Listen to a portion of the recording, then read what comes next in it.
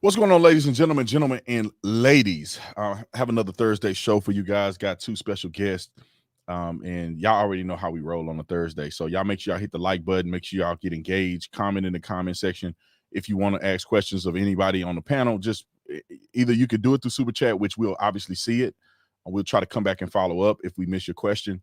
If you want to ask another question outside of Super Chat, you can just ask it in the comment section, but just make sure you hashtag and you put at the Officer Tatum, so it'll highlight when it pops up, so I don't have to try to figure out, is this a question or is this a comment?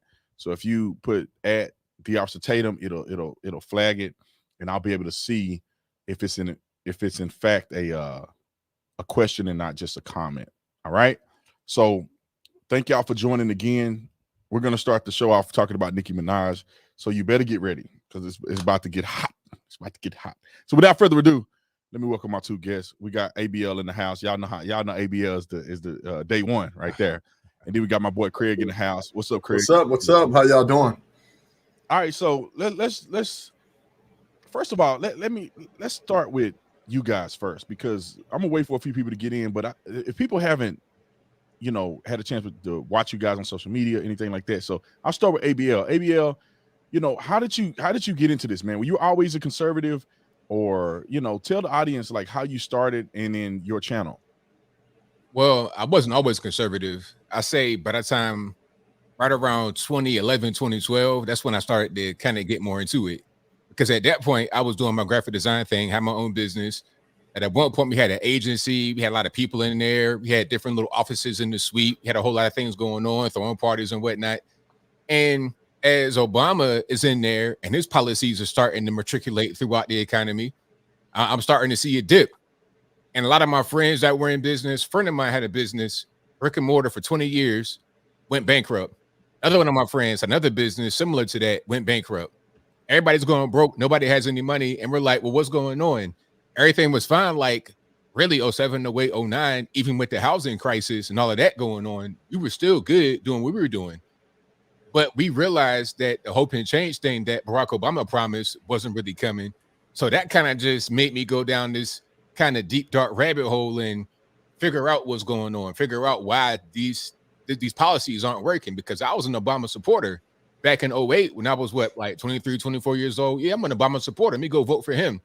Then I realized what he was doing was not working. I'm like, okay, let's do something else. So I say right around 2011, 2012, I shifted. And as far as the whole YouTube thing, I say in 2015, that's when that started, because I was trying to find a guy like me. I was trying to find a black conservative that had a similar experience to mine that I could relate to, because around me, there was nobody. Nobody I knew was a black conservative. Nobody had my kind of experience kind of getting red pill like that I knew in Virginia back where I was living. And I didn't have that. So I went on YouTube trying to find it. And then the light bulb clicked on. It's like, hey, if you're trying to find it, why don't you be that? So 2015, toward the end of 2015, that's when I really started getting on YouTube, putting content out. I had no idea it'd get to this particular point where it is now. And it really blew up right around when Trump was picking up steam. And it's been on ever since. Awesome. Craig, this is the first time you've been on the show. I think I've seen a couple of your posts on IG. That's where I know you from, is IG. And I feel like you put out incredible stuff, like, most of the realistically informed conservatives, because there are some conservatives that are woke, what I'm saying? So, but I feel like that you're a fair-minded person. But give us a little synopsis on, like, how you started. Were you always a conservative? Did you get red pilled at some point? What's your story? Well, I'm far from woke, I can tell you that. And shout out to AB, man. AB, what part of Virginia where are you coming from? Like Virginia Beach area. Virginia Beach, okay, 7 cities. Yeah, I grew up in Fredericksburg, Virginia. Okay, so I bounced up between. Okay, yeah, between Dumfries and Fredericksburg. So bounced up and down, close to that DC, North Virginia whole thing. I grew up in a military family.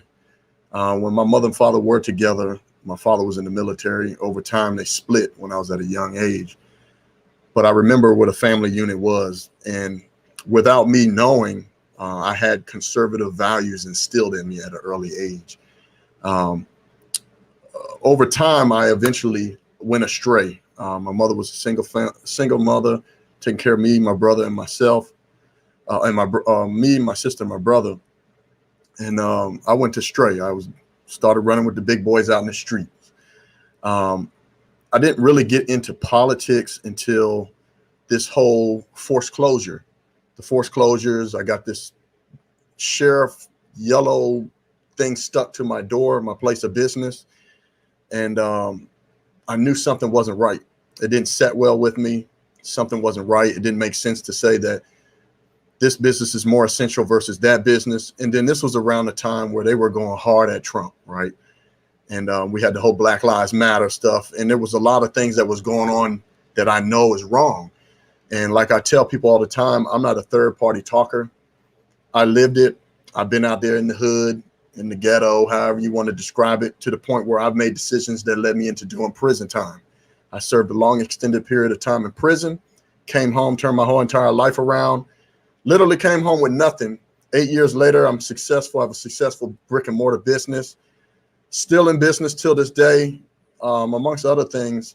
So when I heard a lot of the narratives and the things that were being said and pushed on the media with Black Lives Matter, the forced closure, and everything that we've been going through, I kind of got more into the whole political scene and voicing my opinion as just a pissed off American, right? So that's kind of how I got into it. But I've always had conservative values, right? I never, which is now it's weird because I have little tick for tats with my mother and my father, but they say they're conservative, but they vote Democrats. I said, Lord, but I'll digress on that. So that's just kind of a quick synopsis on me. Cool. Also, man, good. Yeah, I don't know your story at all, man. So, you know, going and doing prison time and coming out, turning your life around, man, that's an incredible story. And I feel like it's interesting that God will put people through stuff so you can have a crazy testimony on the back end. You know, maybe when you were in prison, you didn't think that this would be this way, or, you know, as soon as it did. But that's a beautiful story, man. But I want to let's jump into Nicki Minaj, man. I'm just gonna make this statement and we're gonna pass it around. Bruh, this is my thing. I don't listen to Nicki Minaj music. I will never listen to Nicki Minaj music.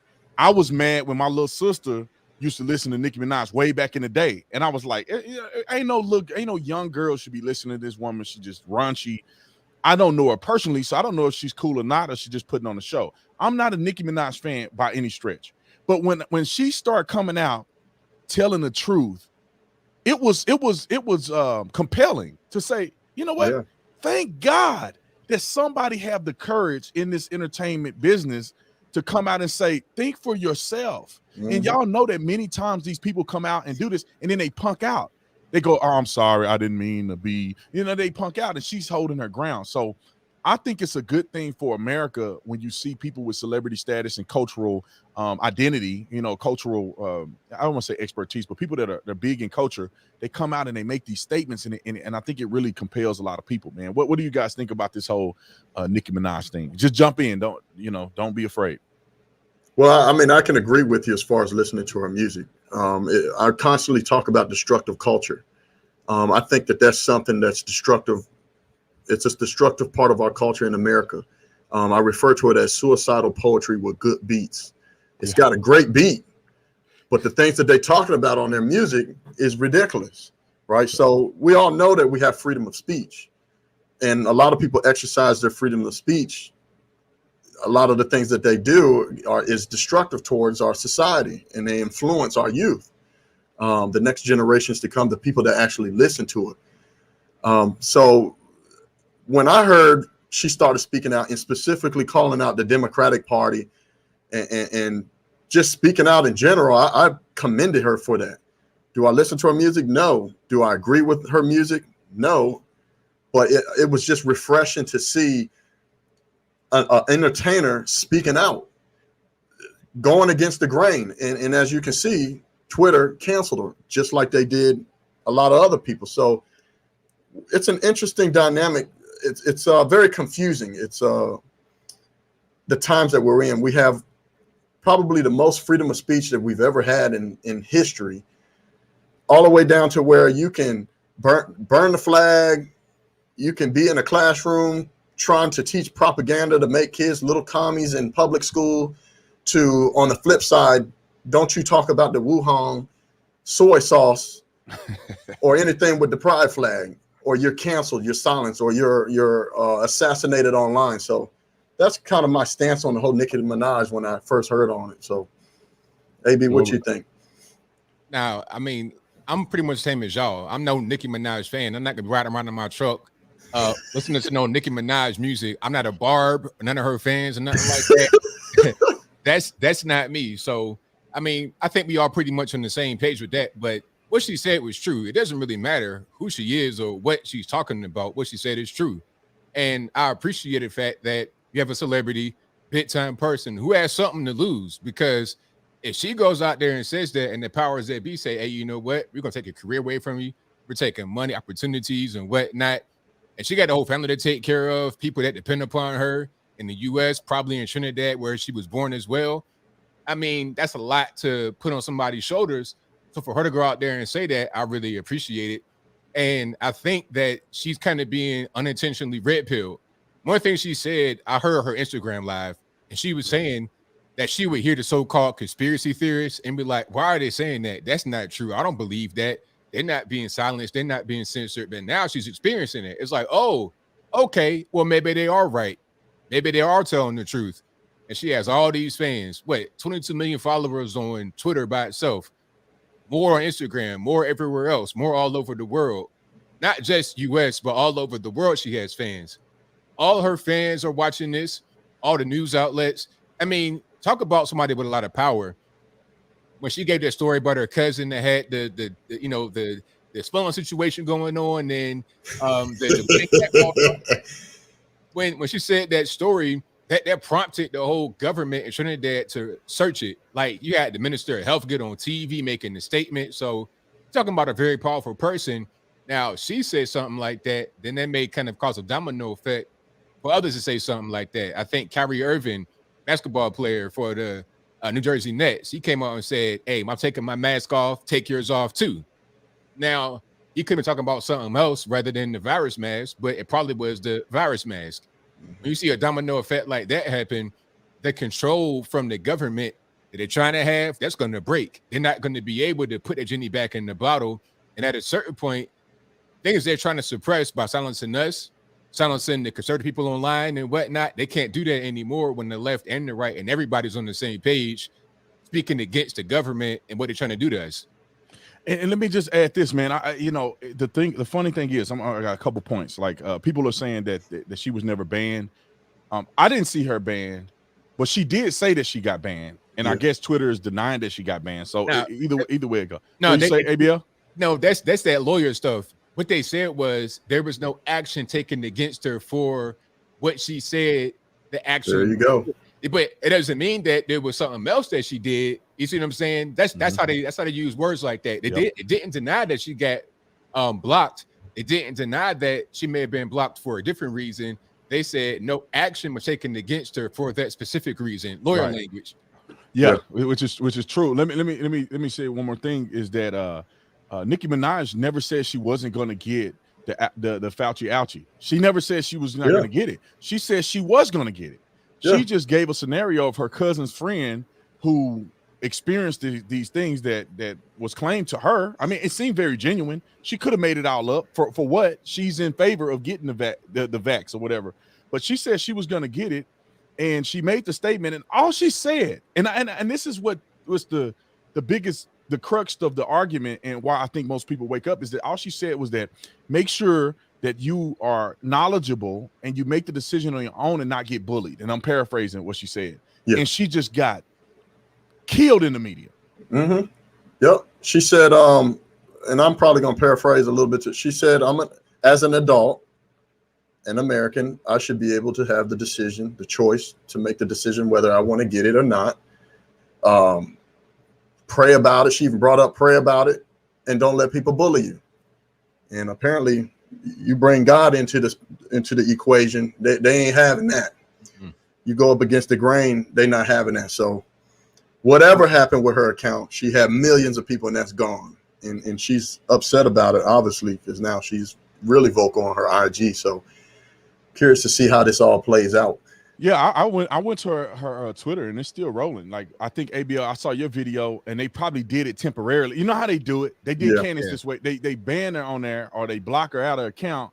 Nobody can see anything, and then once people make a fuss, they bring it back up. Oh, it was a glitch. Yeah, it was a mistake. It was an accident. But we all know how this goes, man. It's a money making industry. You know, they wanted to scare her and fear other people. And like, okay, you say something, we're gonna get rid of you. However, they'll bring her back. And then it looked like, you know, people do this on IG. They'll have your comment in there. You'll make a comment. They'll delete your comment. And then, you know, people will be like, you'll see people arguing in the comment section, but nobody can find the original comment. And then the person who's on the IG will act like, I never said that. You know what I'm saying? Yeah. Or like, this person is loony to it. Their comment don't exist. So I think that's a little bit of what they were trying to do. I'm going to bring another point up. And I've seen people doing this. And I made the statement at the beginning, but you know, I don't think that it's a fetish for Nicki Minaj just because people are acknowledging that she is making an incredible impact by speaking out. People that are celebrities have messaged me and my wife. We talk to them on the phone. I'm talking about one of the biggest R&B celebrities that you know of. I can't say their name. They didn't want to, and they can't follow me because people will know they follow me.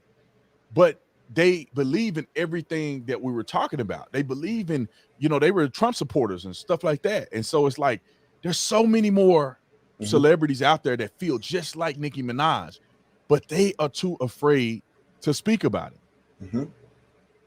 Exactly. And that's why it's good that she said something, because again, that could start a domino effect, because she did went out there, took all the arrows, taking arrows. So then it'd be Fuma come right behind her. She did shield, and they just going right behind her, like Kyrie Irving, a bunch of other guys. Let me do the same thing, because at a certain point, you can't just get bullied into doing a thing. If you don't want to do it, or if you want to do it, let it be because you want to or you don't want to. Don't let it be because somebody told you you can't or you have to. Make, you know, by coercion. Do it on your own. But people are seeing that, and they're seeing how she's being treated. Oh, they're lying on her. Did you guys see about the whole White House thing? Yeah, they said she was never invited. She claimed that she was on the phone, her publicist and everybody was on the phone when this happened, and people saying she wasn't invited. Right. Like they were saying when they got on the phone with the White House, they invited her to come to the White House to speak to Surgeon General and Anthony Fauci about the vaccine. But she was like, nah, I just had a baby. I really don't want to travel. Can we do something on a live? And they were like, yeah, do you want to be private or do you want to be public? She was like, well, I don't want to be private because I don't want it to be like I talk to you in private, and then it's like I'm trying to sell the vaccine to my followers. I ain't trying to do that. Let's do it live so everybody can see it, and it could be a good conversation. But then she got another call back from the White House. It was an angry call because she was talking about the communication on Twitter between her and the White House. They ain't wanted to do that. They was like, oh, what? You shouldn't have said that. So then the story came out. Oh, we never told her that she would come to the White House. So they was trying to keep it on the down low. Yeah. But look how bad that looks. Think about it. Yeah. Does the average citizen get a chance to have unfettered access to people in power to give them a fair explanation? No. Nope. Y'all don't get that privilege. But if you're a celebrity, if you have a massive audience and they need to use that, they'll take you down there. You know what I think they wanted to do? My wife said this earlier, so I got to give her the credit for it. But they probably gonna do this, brother. They gonna take her in a room somewhere and be like, hey, you know, over here we got this. If you gonna say this, you know what I mean? That's what I think. Yeah. You know, get her a bag, get her a big bag of money, or it might even be just a straight up threat, like kind of like a soft threat. You know, it's like, hey, you know, we don't really like that too much. We got a whole lot riding on this. Kind of like trying to convince her, kind of a soft bullying tactic, or a soft, you know, kind of like the mafia. Yeah, it's like, hey man, you can't really be doing that. It's not very good for the country. It's not very good for the U.S. citizens, and it'd be bad for your career. You know, you guys want to tour, you want to do things like that. I think you need to go a different direction. That could have been that. Yeah, the pep talk. Yeah. And bro, this is dangerous for them. And the reason why I feel like they're going so hard, because she's not like what's her name, Cardi B, who's Cardi B sound like she dropped out of middle school and never got a formal education. I mean, she's dumb. Like, I mean, she can't cognitively put her sentences together and make sense. Like she's ignorant. Like Nicki Minaj is probably an intelligent woman who happened to do this stuff, you know, the music business. And it's not like Kanye, because Kanye, to a lot of people, he appeared to be mentally unstable. That's why when he goes so hard in one direction, people like, oh, here go Kanye again. Nicki, as far as I know, Nicki don't have that reputation. I watched her live stream. She was very articulate. Like, even some of her tweets, she was using some, and I'm not trying to be funny or nothing, but like, she was using some big words in her Twitter. Yeah. And it takes people to understand language to know what she's talking about. And they weren't misspelled. I mean, I'm just being real. Like, some people try to use that stuff and they don't use it in their daily life and they can't put it in the sentence. But Nicki may not be somebody that just her looks, booty, music, beats. She may be intellectual behind some of the stuff that she's doing. And we see this in other rappers, bro. Like Plies. Have you ever heard Plies speak in an interview? Y'all know who Plies is, right? Yeah, rapper in Florida. Right. Yeah. Plies sound like he got a PhD. He ain't even hood. He articulates himself very well. He get on the track and he sound like he's straight from the gutter. Plies or Little John. Oh, Little John. People were shocked when they heard Little John speak. Dave Chappelle made a whole skit on it. He's and then he's all articulate, like listening to classical music. So I mean, it happens. There's people out there that are very intellectual, and this is their mascot, or this is their it's their passion, a way to make money, bro. I mean, when I grew up listening to rap all the time. I could rap. You know what I mean? Like, I know people probably think it's funny, but I could rap. Like, Tupac used to be my dude. I used to rap right now, Randy. I was like, man, he get ready to throw some bars. I ain't throwing no bars. But if I actually honed in on it and I wrote some raps, or even somebody write raps for me, because people, celebrities that people love, other people be writing some of their raps. Yeah. But I could do that. But that's not what I really want to do. And I think some of these people are that way, where they have a talent or passion in a certain direction. They start doing it, they make money, but that's not who they are. It's like football players. Just because you play football don't mean that's your only skill. You just so happen to go viral in this sense. You just so happen to make money. But I don't know. Nicki may be ridiculous in person. I almost said the other R word, but they want to ban you say that. But I'm interested to see if she keep fighting and holding the line, man. And that's why I support what she said. I support the sentiment of free thought. I'm not here to bash her. Yeah, no, I agree. I think what she's experiencing, even at her level, is what probably a lot of us at some point experience or still experience: the backlash, the little nuances, the messages, people saying, "Oh, you this, that, and the third," little things the little pep talks to try to put you into a corner to get you to stop speaking out or doing what it is that you do, to try to discourage you and derail you from what you're doing. So I typically would look at it as I'm on the right path. So I'm sure she's going through that. Hopefully she's strong and she can continue to keep doing it, because we need it, especially right now with all the things that we got going on. And let me add another thing. Tupac Shakur was he was an intellect. He was very poetic. I mean, this dude wasn't even really a gangster when he was growing up. He wasn't a gangster like that. He was doing plays and, Pac. I mean, that's why he was good at movies. That's why he was good rapping. I mean, I think Lil Wayne is probably brilliant. He's high every time you see him, but the way he rap, bruh, Lil Wayne is brilliant. I don't know how first of all, he's been rapping forever. I don't know how he still can put rhymes together and make you think. If you ever listen to Lil Wayne stuff, you'll be like, I gotta listen to that again, because I don't think he just put that word and that word together. You're trying to figure out what he's saying. So there's a lot of people that have intellect that just so happen to rap, and people paint them in a particular corner.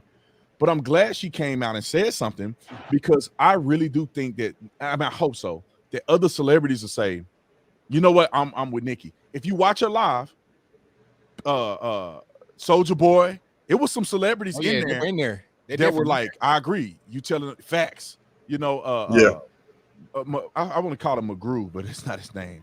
What's his name, man? He's the producer. God dang, I can't think of his name. Timberland.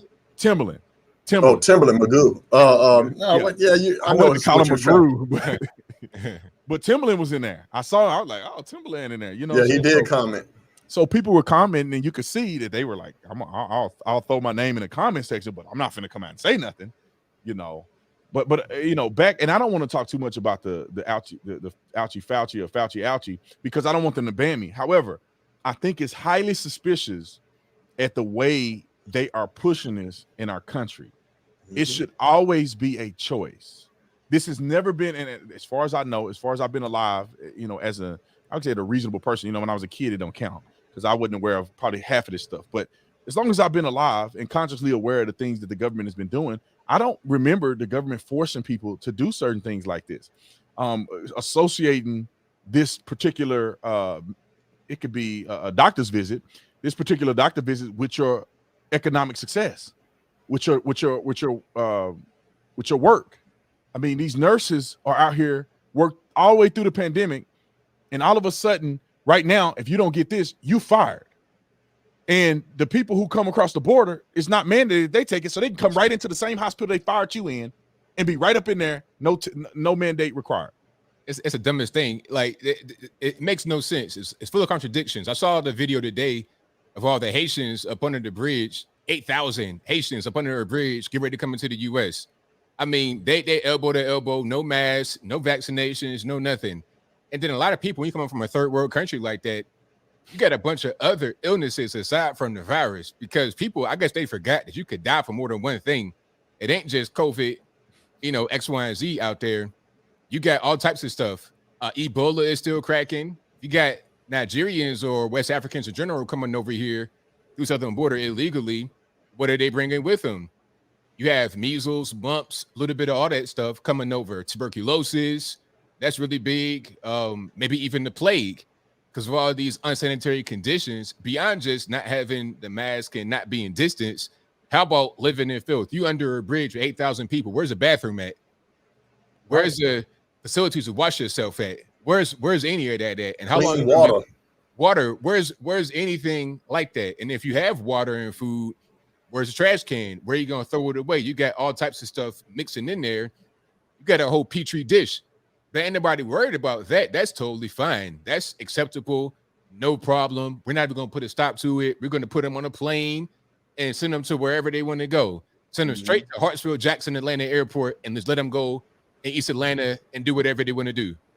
It's the dumbest thing. But you, as a citizen, put your mask on, take this shot, or else you can't work, you can't go to school, you can't get on the plane, you can't do anything. But you can get a free plane ride as an illegal alien. None of that. To wherever you want in the country, you get a whole free vacation. The dumbest thing in the world. And I know this to be true because I was in the airport right here at Sky Harbor in Phoenix, and there's a lady that I know that work in the airport, and she told me, she know the behind the scenes stuff. She told me they're shipping people in here hundreds at a time, and she knows Spanish. So when they start speaking Spanish to each other, she know what they're talking about. They said they don't require them to wear a mask. They don't have to get the vaccine test. None of these people in this particular group that they were talking about, and they putting these people on planes with other individuals that and they may have the flu or whatever you want to call it. They may have the Wuhan. So they don't care. So are they going on planes with just regular citizens, illegals and regulars? I'm not sure because I don't see them get on the planes, but you see them in groups, and they have a person who's a guide, and you see all of these children, and you know they're not from this country, and it's like 20 or 30 of them together in a group, and they have these people monitoring them and everything, and they cannot speak any English. The people are speaking to them in Spanish, and these are the same people that she's talking about. And I guarantee you, they put them on flights. They're unaccompanied minors. They're putting them on a flight. They sit them in the way in the back, and they put them on before everybody get on, and they let them off. When everybody after everybody gets off. So they're probably putting them on the flights with regular people, not unless they chartering jets for them, and I don't think they're doing that. Yeah, it's I've heard some stuff, man, with the illegals coming in. It's a full-fledged operation, man, all the way down for them giving blood and giving plasma, man. So it's a full-fledged operation. People will come over. It's all kinds of stuff going on, man, that doesn't make any sense to me whatsoever. It just seems very hypocritical that you're going to force the American citizens to do one thing, but then it's completely something different when illegals come in and they get flown all over the place off bus tickets and whatnot. So now let's talk about this. I mean, this is just CDC.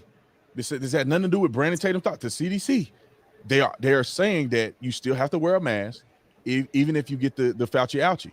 Like, I mean, but then you go to the Met Gala and nobody has a mask on. I mean, except the people working. Exactly. The workers, the poors, they got their mask on. But if you're a celebrity, no mask. So I guess the virus knows if you are a top celebrity, a top LGBTQ elemental P influencer, or a regular guy on the street just working the job. I guess they can tell the difference. I guess if you are a celebrity, it's not even going nowhere near you. It'll stay away from you, and you be in your picture, smiling in your crazy outfit. It'll leave you alone. But if you are in the background holding the dress up, oh no, this is going to target you. Put your mask on. I don't care if you got a shot or not. Put your mask on. And the thing about that is they say, you have to get the shot to protect people with the shot. What? That makes no sense to me. So does the shot protect you or not? That's like saying if I have on the bulletproof vest, you got to wear one too because that'll protect me. What type of sense? No, it's like if you're in the car driving and I'm driving, you got your seatbelt on and I don't. Am I putting you at risk, AB, because I don't have my seatbelt on, but you have your seatbelt on? No, I'm good. I got mine. You're good. And it's the same logic. It's like you say it's supposed to protect you. You got it on. I'm not putting you at risk because I decided I don't want to do it. So I would never understand. It's all theater to me at this point. It is. I just made a video the other day. ABL, you probably seen the same video. I think it was somewhere in Europe. Politicians on a they hurried up and putting the mask on. Press conference. They struggling. They firing up flags. It's all theater, bruh. Like no. Everybody need to get fired. No, you are pushing propaganda. AOC. I did a video. I don't know if we put it out yet, but I did a video with AOC in it. AOC. Remember, she was on the steps of. I don't know where they were at. They were on the steps doing propaganda. No. She was on the steps. She was doing an event with some people. She was sitting on the steps to do a photo op. Okay. This was her protesting something way back in the day. Yeah. What did she do? On camera, I got her the audio. She said, "Oh, my colleagues." She go and put her mask on. She was dancing. Kidding me? I got the video. She was dancing and having a good old time. Didn't have a mask on. This is on video. She's sitting on the steps. I don't know if it was at the Capitol or not. She's sitting on the steps with all these people. They're having a good time. They're laughing. She has no mask on. She looks and she go, oh, my colleagues. And everybody else is confused. Like, oh, do we put a mask on? We don't even have a mask. She put her mask on. And then when it was over, she took her mask off and hanging out. AOC did it. Now, let's talk about AOC. Let's jump to AOC real quick because I want to get her. I know people have been talking about this, but bruh. The Chick-fil-A dress. These people are so hypocritical. It's maddening. Why would you attend? Like, it's like saying, I'm going to fight capitalism with capitalism. You know what I'm saying? I'm going to fight fascism with fascism. Like, you are literally going to a dinner, a gala, whichever way you want to say it. You're going there, and it's like $35,000 a head. And I think that's the bare minimum ticket. Yeah, it's low end. That's the poorest ticket. That's the poor ticket. Peasant. You're a peasant. Your husband ain't got no money. That's what you know what I'm saying. Y'all got on credit. That's what the peasants pay $35,000. Big time pay $200,000 for a table. Yeah, I think it was $200,000 for a table. $275. And you know the meal had to be good. I mean, you paying $275 for a table. You be getting like a little piece of steak like that. I saw pictures. The meal was all right. You talking about who that best? So it's probably they go to see who can bump shoulders with who, but it's like, come on, bro. Like, and you and it, dude. I'm gonna go while we were talking. I'm gonna go on her website and see if I can find that sweater. She got a sweatshirt that says "Tax the Rich," I think, bro. I know. See, I do e-commerce. I know where she get the sweater from. She getting it from a drop shipping company that I used to work with, and so I know the price of that sweatshirt that she got. She charging $58 for a sweatshirt. That's capitalism. Crazy markup, bro. 80% plus markup on a sweatshirt and selling it to people. Capitalism. It's not. That's capitalism. Yeah, but she drinks the Jim Jones grape Kool-Aid socialism Kool-Aid, man. She does a lot of nonsensical things that make no sense. Do y'all think she believe that, or is it theater? I think it's theater. She's no different than a rapper that puts on the thug life act, but then on the other end, he's in college, putting himself through college. He speaks articulate, and he's doing business, but he'll portray while on them cameras are rolling this life. You know how it goes. So I think it's just an act. It's all theater. I think AOC is just. I don't think she believes half the stuff that she says, because it's clear she's doing capital. I didn't even know she was selling sweaters on her website. Oh, she's selling. Yeah, selling all type overpriced. Of yeah. So somebody that's a contradiction, man. I'm gonna show y'all in a minute. Somebody said about Samsung Pay. I already have the Vaxx Pass. Now I saw somebody screenshot that. I have a Samsung phone. I'll look at it. But I've been telling people this, and you know, other people have been telling people this that have been banned off of everything. Y'all know who I'm talking about. He got banned off of everything. He's been saying this from the very beginning. Why is Samsung Pay adding? And I don't know this to be true, but somebody screenshot it, looked like it, and this person is saying it. Thanks for the super chat. But why is Samsung Pay associating themselves with a medical passport? Why? I'm telling, and my thought is that this passport that's digitally on your phone is not going to stop with the Fauci Ouchi. It's not going to stop with that, bruh. They're going to attach that to your bank account. They're going to attach that to your political party voting. They're going to attach that thing to everything, and they're going to start using that as a social credit score for you. And if at any point you violate and you don't have access, you go to your bank and you ain't got what they told you you need to have, you don't have access. I think they can do that. I'm not saying that they are, but I think there's a possibility. I mean, it's definitely possible. I mean, I think they kind of set in the stage, and I feel like a lot of this is from government pressure. It's a government pressure in them. It's the same thing that YouTube does occasionally when they want to block certain things, ban certain things, because they're getting pressure from the federal government. Oh, well, it's information. We can't have that. We take action against you. You may be caught up in court for years. So then it becomes a matter of, well, we don't got no choice. So it could be coming from the federal government, making them do something like that. They're already getting, they're setting the stage for that. I'm gonna go to her website. Shout out to Jericho Green, man. I don't know how we didn't get you on there. I don't know if Jericho must have been busy. I want to go to this website. I don't even know her website. AOC shop website. Okay, here you go. Look at this. Sorry. This may be a different website. Maybe it's not the dropshipping company, but you know, I wouldn't be surprised. Let me put this on camera so people can see where y'all know I'm not just making this up. These people are fighting capitalism with capitalism. They're the most foul people on planet Earth. Let me see. Okay, add the sound. Boom, boom. Look at it.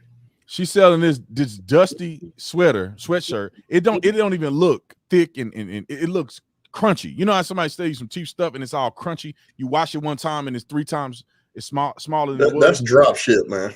This drop ship, because the drop ship company that I had, they had the mock-up that looked just like this, and then they had a little preset models. Like this is a form of drop shipping. $58 for a sweatshirt. You should, I mean, and you're doing good, decent, relatively, if you charge 30 for it, maybe 40 for it at most. $58 for this, and that's not including shipping. So if you add it to the cart, I don't want to add to the cart because my bank stuff will probably pop up, but let me see what $28 for a hat is not bad, but she killing people with these sweatshirts. Hoodie, $65. $65 for a hoodie. These people are out of control, man. Man, I'm gonna have to change my prices, man. AOC. AOC is getting it right now. Bro, this hoodie probably ain't that nice. 80% cotton, 20% polyester. That's drop ship all day. This drop shipping though. That preset little thing right there. She's not doing this in the warehouse somewhere. But she got a little stuff right here, $65. Let me see if I added the cart, what'll happen. And then you can contribute, add additional contribution. Let me see. I did look like all this stuff is going to her campaign. Yeah, probably so. Yeah. So because then you have to put your employment, occupation, and agree to these terms. And so this is a way that she grifts your money into her campaign. You know, it's crazy to me, bro. Like they doing too much to mark up your prices that much. You ain't right. You ain't right, AOC. What you should do is that it should be fair and equitable for everybody. They should all be able to get it. Everybody should get a sweater, a sweatshirt, a hoodie. Everybody should be able to afford that. And you make it $10, I think most people can afford that. But that ain't how they do it. Bernie Sanders didn't have his book for free. No, he didn't. He charged the going rate of capitalism, free market. These people are such out of control hypocrites. And so I just thought it'd be equitable for us to bring that into play. Now, here's another thing that I think is interesting, and I want to hear you guys' comments on it, is this whole thing with the masks and regulations in college football. Do y'all watch college football? No, I don't watch any sport. Y'all don't watch it? Oh my God, dude. They had 100,000 people in the stadium, packed neck to neck. They have them packed, the students packed at these games neck and neck, 100,000, 60,000, 70,000, all these college football games around the country. But when they go to class, they got to wear a mask. When they go to the game for 3 hours. I see the videos circulating of them saying, F Joe Biden at these college games, and they literally stack by stack. None of them got no mask on. Let me see. I mean, Texas. So you mean to tell me they could go to a football game, literally sitting shoulder to shoulder, no mask, nobody gonna mess with them. But the moment that they go into the classroom, they gotta have somehow COVID is coming back to life when they go into the classroom. This is all about control, man. That's all that is. It's about control. That don't make no logical sense. The reason I say it's about control is because they don't even want to push for you preventative health. They don't want to tell you how to get better. They don't want you to even take measures after you get sick. They want you to go to the hospital, get on a ventilator, and die. They don't want you. I mean, I'm not saying that that's true. That's what it seems like based on the things that they say. They don't want to help you at all. You know, Joe Rogan took Ivermectin and some other stuff, and they literally got on TV and said he took a horse dewormer. They banned that in Australia. They banned Ivermectin in Australia? Totally banned it. Yep. When Ivermectin, I believe, and based on what Joe Rogan said, is that the company that developed Ivermectin won the Nobel Peace Prize. It did. And it has been being used on people, prescribed to be used on millions of people all over the world. What I've heard. What you say, ABL? All over the world, many years. It's been used for a long time. It's not some kind of new thing just came up with recently to try and fight this thing. It's been around for a long time. Same thing with HCQ. All over the world. Africa, India, is being used. They use it right now in India to fight it. Matter of fact, the Minister of Health in Japan went on TV and said, use ivermectin to fight the virus. Said it on TV. So it's weird. It's a political thing. They want to ban it for that. They're not looking at science. They say trust the science, believe in the science. But then when it interferes with their politics, they don't want to do that. They go to a whole different narrative. Yeah, it's all about control, man. Which I think people should be open-minded to realize that. You know, it don't have to be a big thing. It's like, be open-minded that they're inconsistent and that they've never done this before on anything else. People die more probably in car accidents than they do actually from the virus. And the reason I say that, if you go on the CDC, there's a small percentage of people that just die just from the COVID. This is a small amount of people that die from it by itself. Everybody else have comorbidities, and on average, 4 or more comorbidities of people who are checking out, and these people are typically a lot older, bad health. So when you look at these numbers, you say, you know, you guys aren't being transparent with what's going on. The numbers aren't even accurate. You know, we see people that driving down the street, run to a light pole, they're pronounced deceased. They had symptoms. They count as a COVID death. I was at the hospital where they could post-mortem, and people weren't paying attention to this. Post-mortem, they could say, okay, he had a symptom, 2 symptoms, without even verifying. Without even giving the person a test post-mortem. They say, well, he had these symptoms. They put on his death certificate COVID-19. And they were adding these people as deaths. So, and they get money for it. A doctor at a hospital, I was there. He was talking to me with not a mask on. He didn't even have a mask on.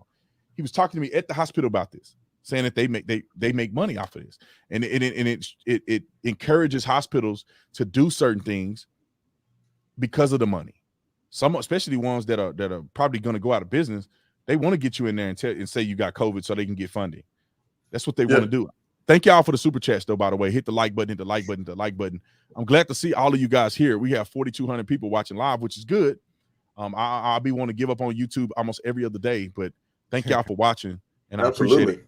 Y'all make sure y'all follow these brothers, too. ABL, you can do ABL. You can put ABL in any search engine. You're going to find everything you need to know. Right up.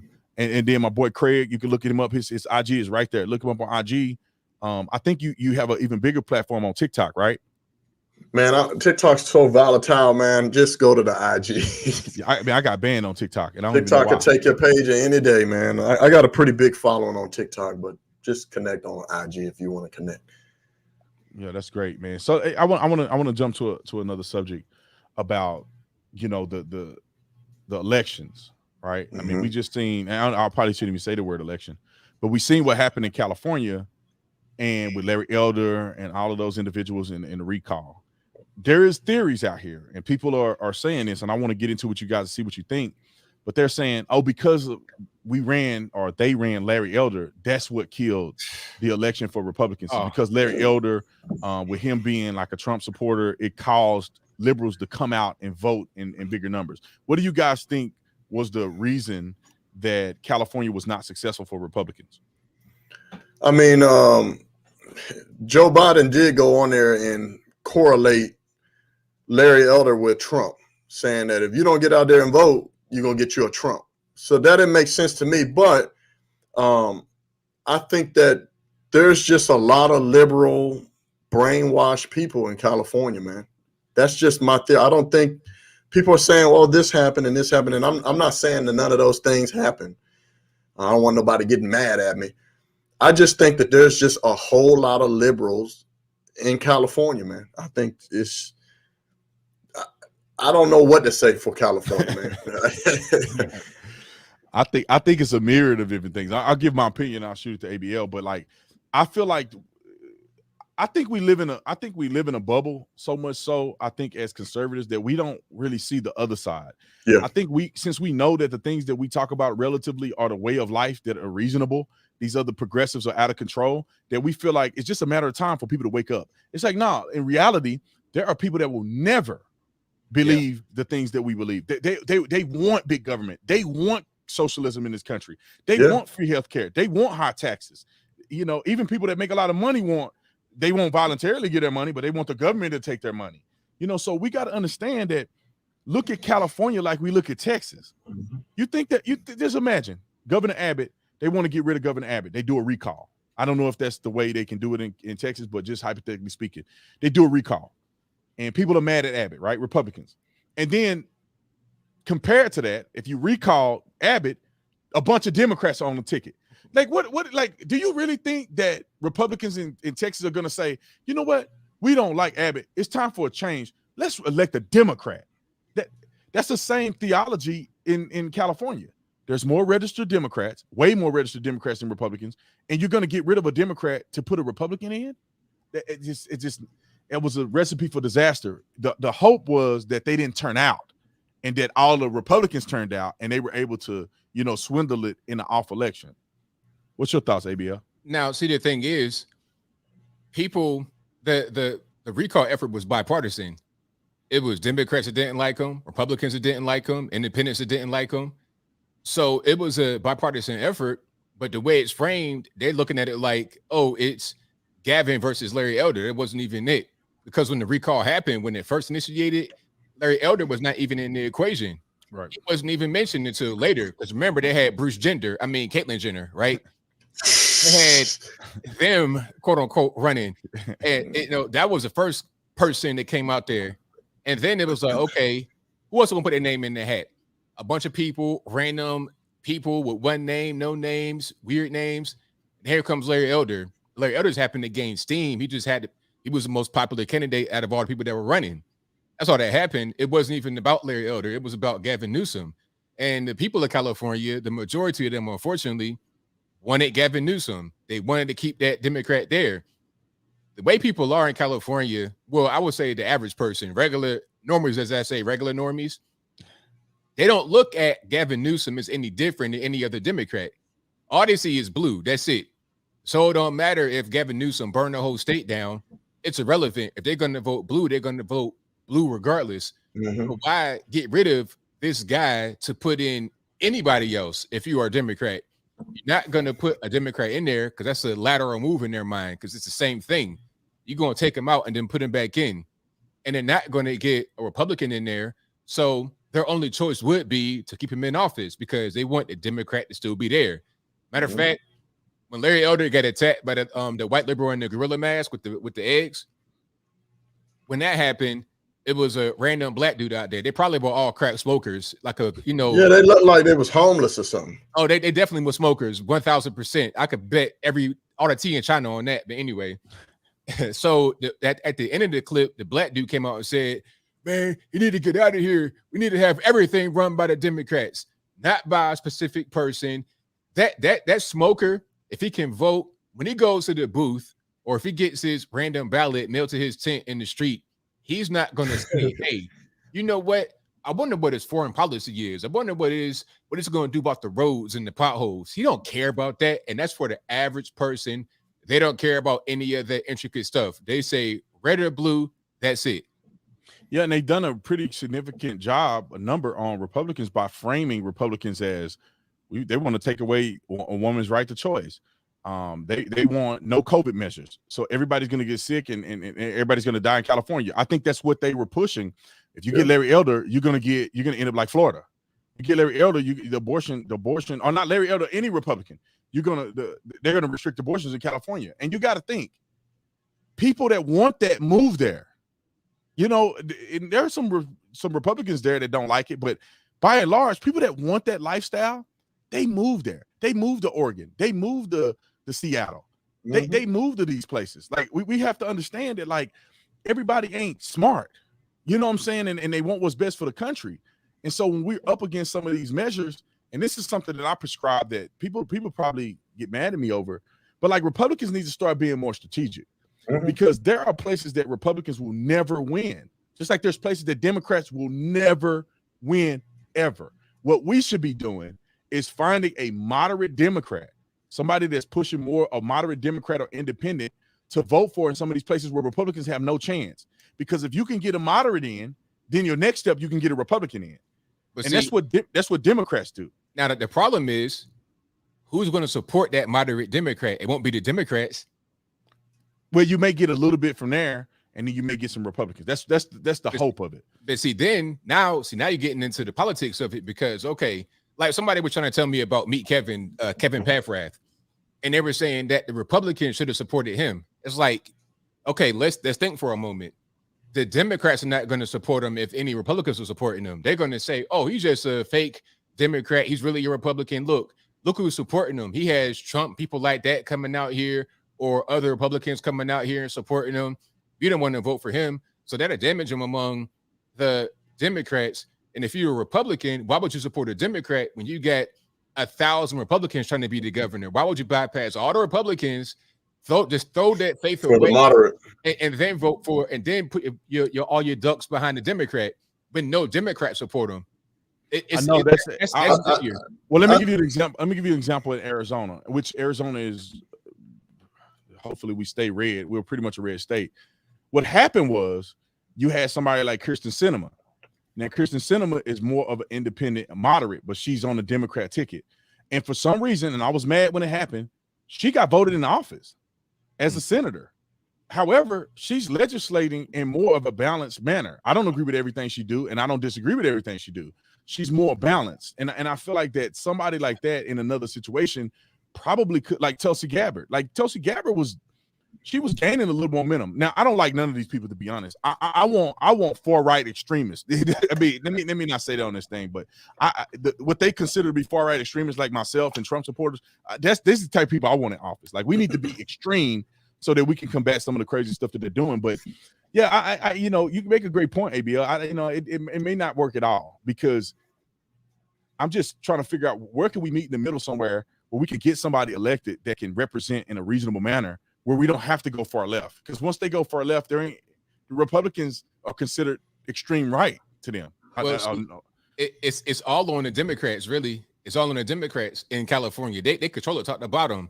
So if the Democrats want a moderate person, then they'll get him. If they don't, then it's not going to happen. They're going to go for the extreme. That's just what it is. Republicans can't really, we can't really impact that any kind of way. As far as a Democrat, that's not where we have any kind of power. It just don't make no sense. I think all you really can do is move, leave, and then maybe when all the Democrats, there's no more crack to smoke, they got to go somewhere else. You could go back to California and take it back when everybody leaves, when it falls apart. Maybe it'd be a big earthquake. Maybe it'd break apart at the San Andreas fault. Who knows? But something's going to happen other than what's going on right now, because what's happening now, you're not going to be able to get over that hump. Yeah, I think we just need to realize that those people come out. They come out and they don't break. They stick together. They vote consistent Democrats.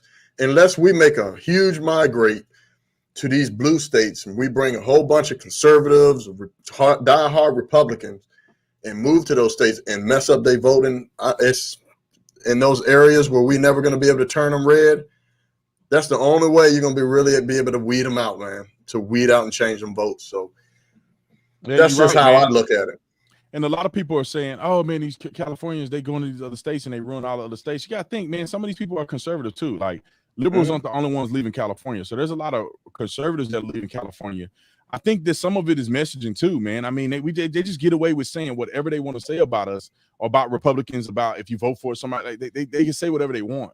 You know, and Donald Trump, they had a lot of stuff with Donald Trump, man. Every time he would say something, they go, oh, he's a racist. He hates illegals. So what do you think Hispanic people in our state, in the state of Arizona, is going to think about Donald Trump if they're just blasting out that, look, he said that they shouldn't come here. They don't hear nothing else he said. They don't know nothing about it. They just like, I will screw that dude.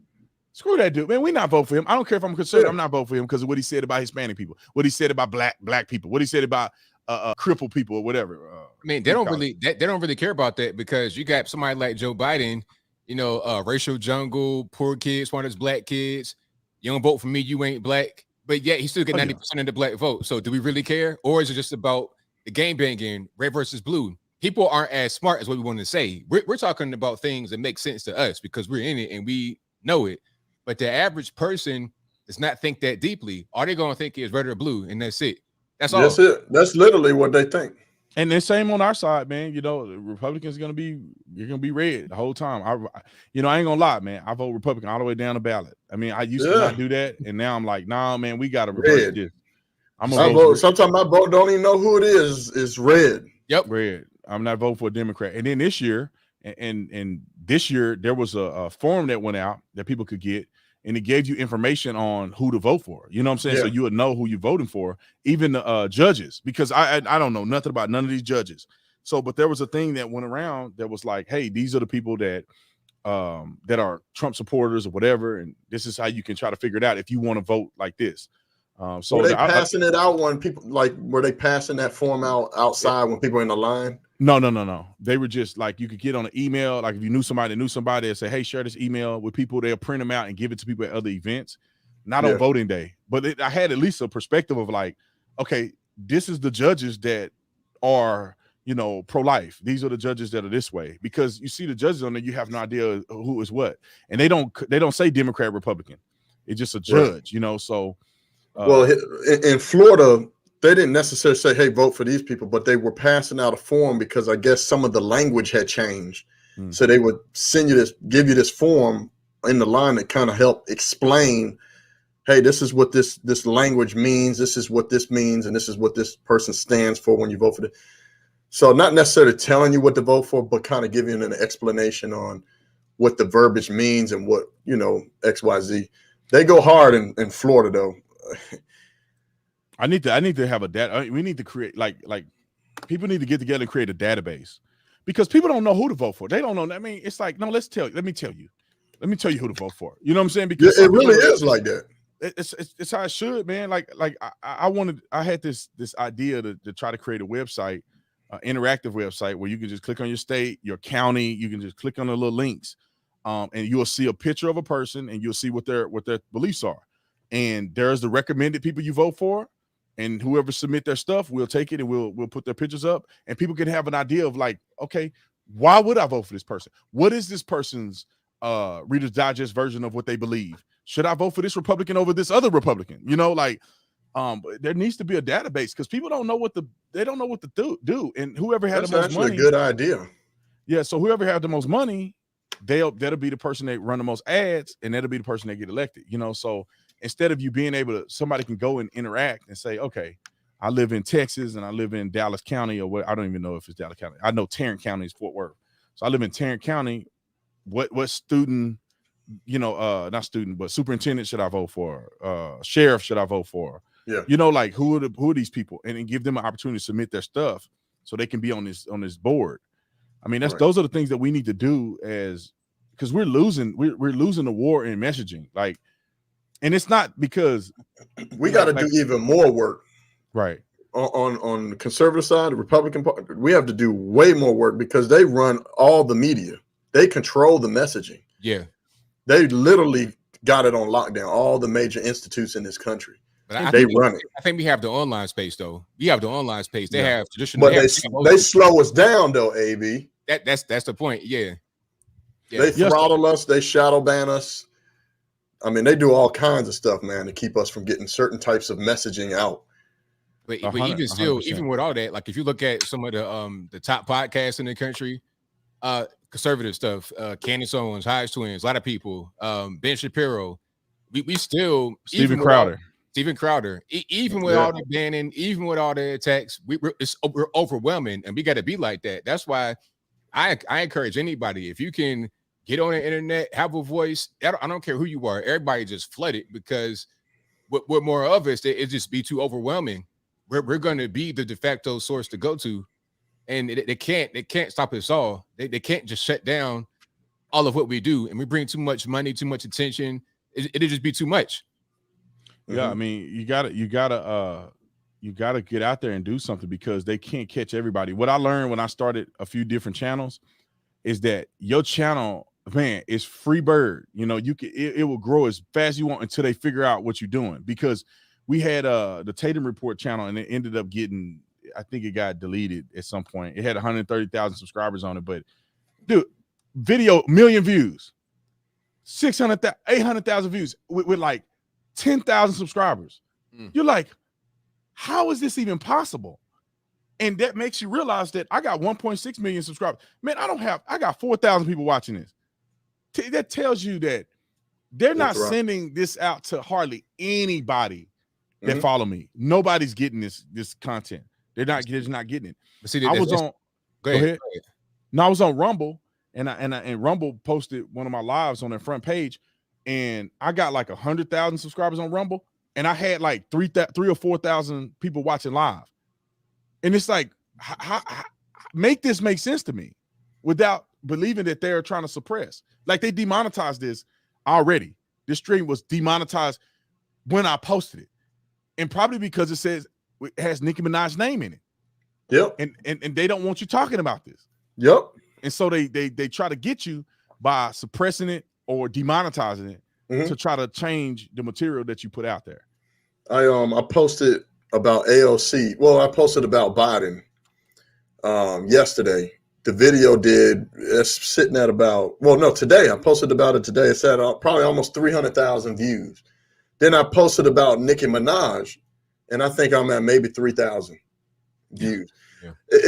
And I got over 300-something thousand people just on that one platform. So even with Instagram, I could get on my Instagram and it's 10 people on the live. So they do their things behind the scenes to slow us up. But I do agree with AB too. We need to overwhelm them and just keep crowding the space.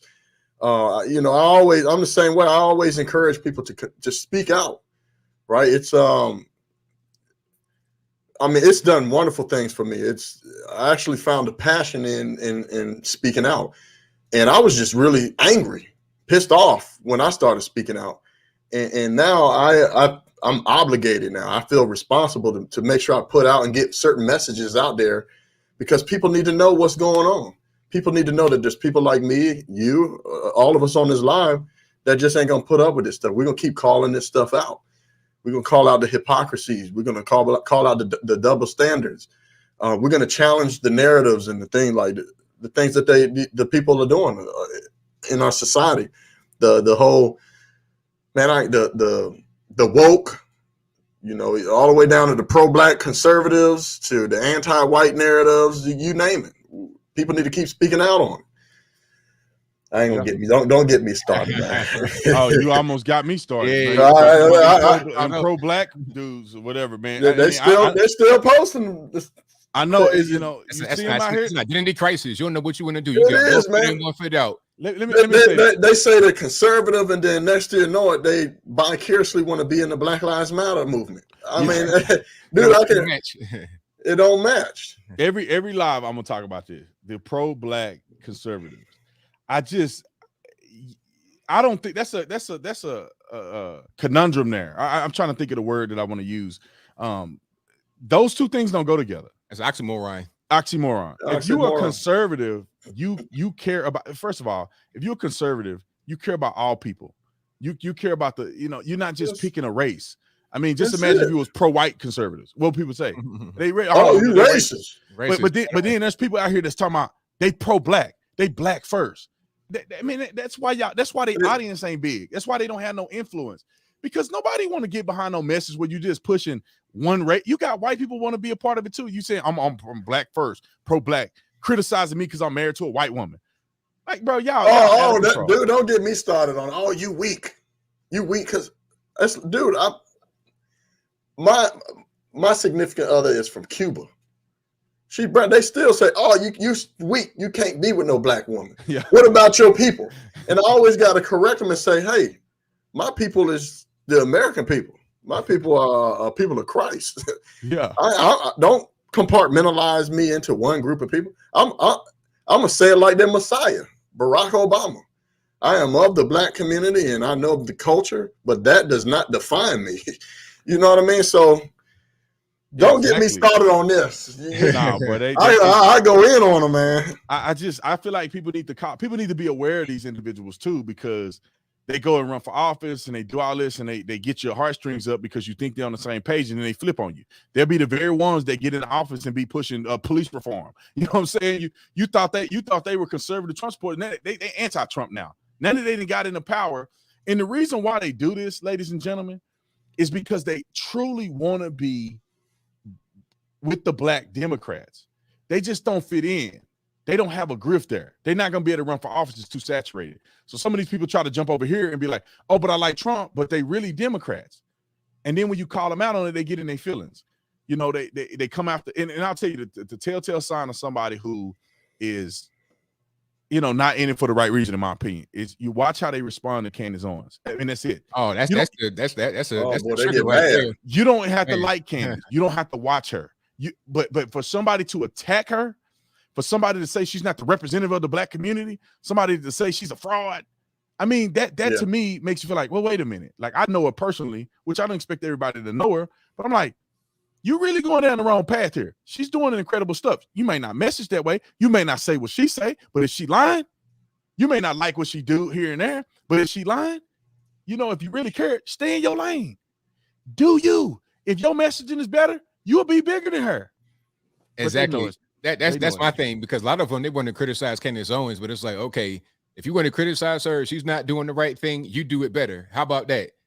And then the people that say these things, it's like, where is your impact? Where is what you have? Where is your movement? Where is what you can bring to the table? How well are you doing with whatever you got going on? If you got all the answers and you want to criticize everybody, then you should be able to have these answers, have these solutions put into practice. So why don't you do it? You really don't see that. What it is, a lot of these people, I think we said it earlier, just not fitting in, having an identity crisis, got one foot in, one foot out, still want to be down with the black community, still want to have, certain friends and family members that have not really let go, because a lot of us that came from being liberal and we became conservative, you let people go and it's fine. It's okay, because you're going to gain more.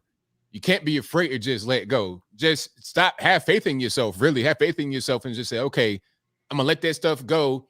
I'm going to go over here and do this. You can't be riding the fence. Pick one or pick the other. And the reason why they're not successful is because they're riding that fence. And we don't like fence riders. Either you're going to be on one side or the other. AB, they are afraid to lose their cookout card, man. That's all that is, man. It's phenomenal to me. It really is. It is absolutely phenomenal to me, because all this time, especially when Trump was in office, all this time, they're on that train, the Trump train, and then now that that's gone, now the dust is starting to clear. And I'm telling you, they're getting pressure. They got, like you said, 1 foot in, 1 foot out, and they really want that cookout card. They want to be in them Black Lives Matter riots. They pro-black conservatives, which don't make sense to me. But listen, you're conservative. You're not on that type time. I just don't want to live my life looking through no lens like that. Everything is black, and like, no, man. There's good people everywhere, man. You know what I mean? You could support black people and not have to be sold out and say everything is about. But they don't even want you to talk about black people.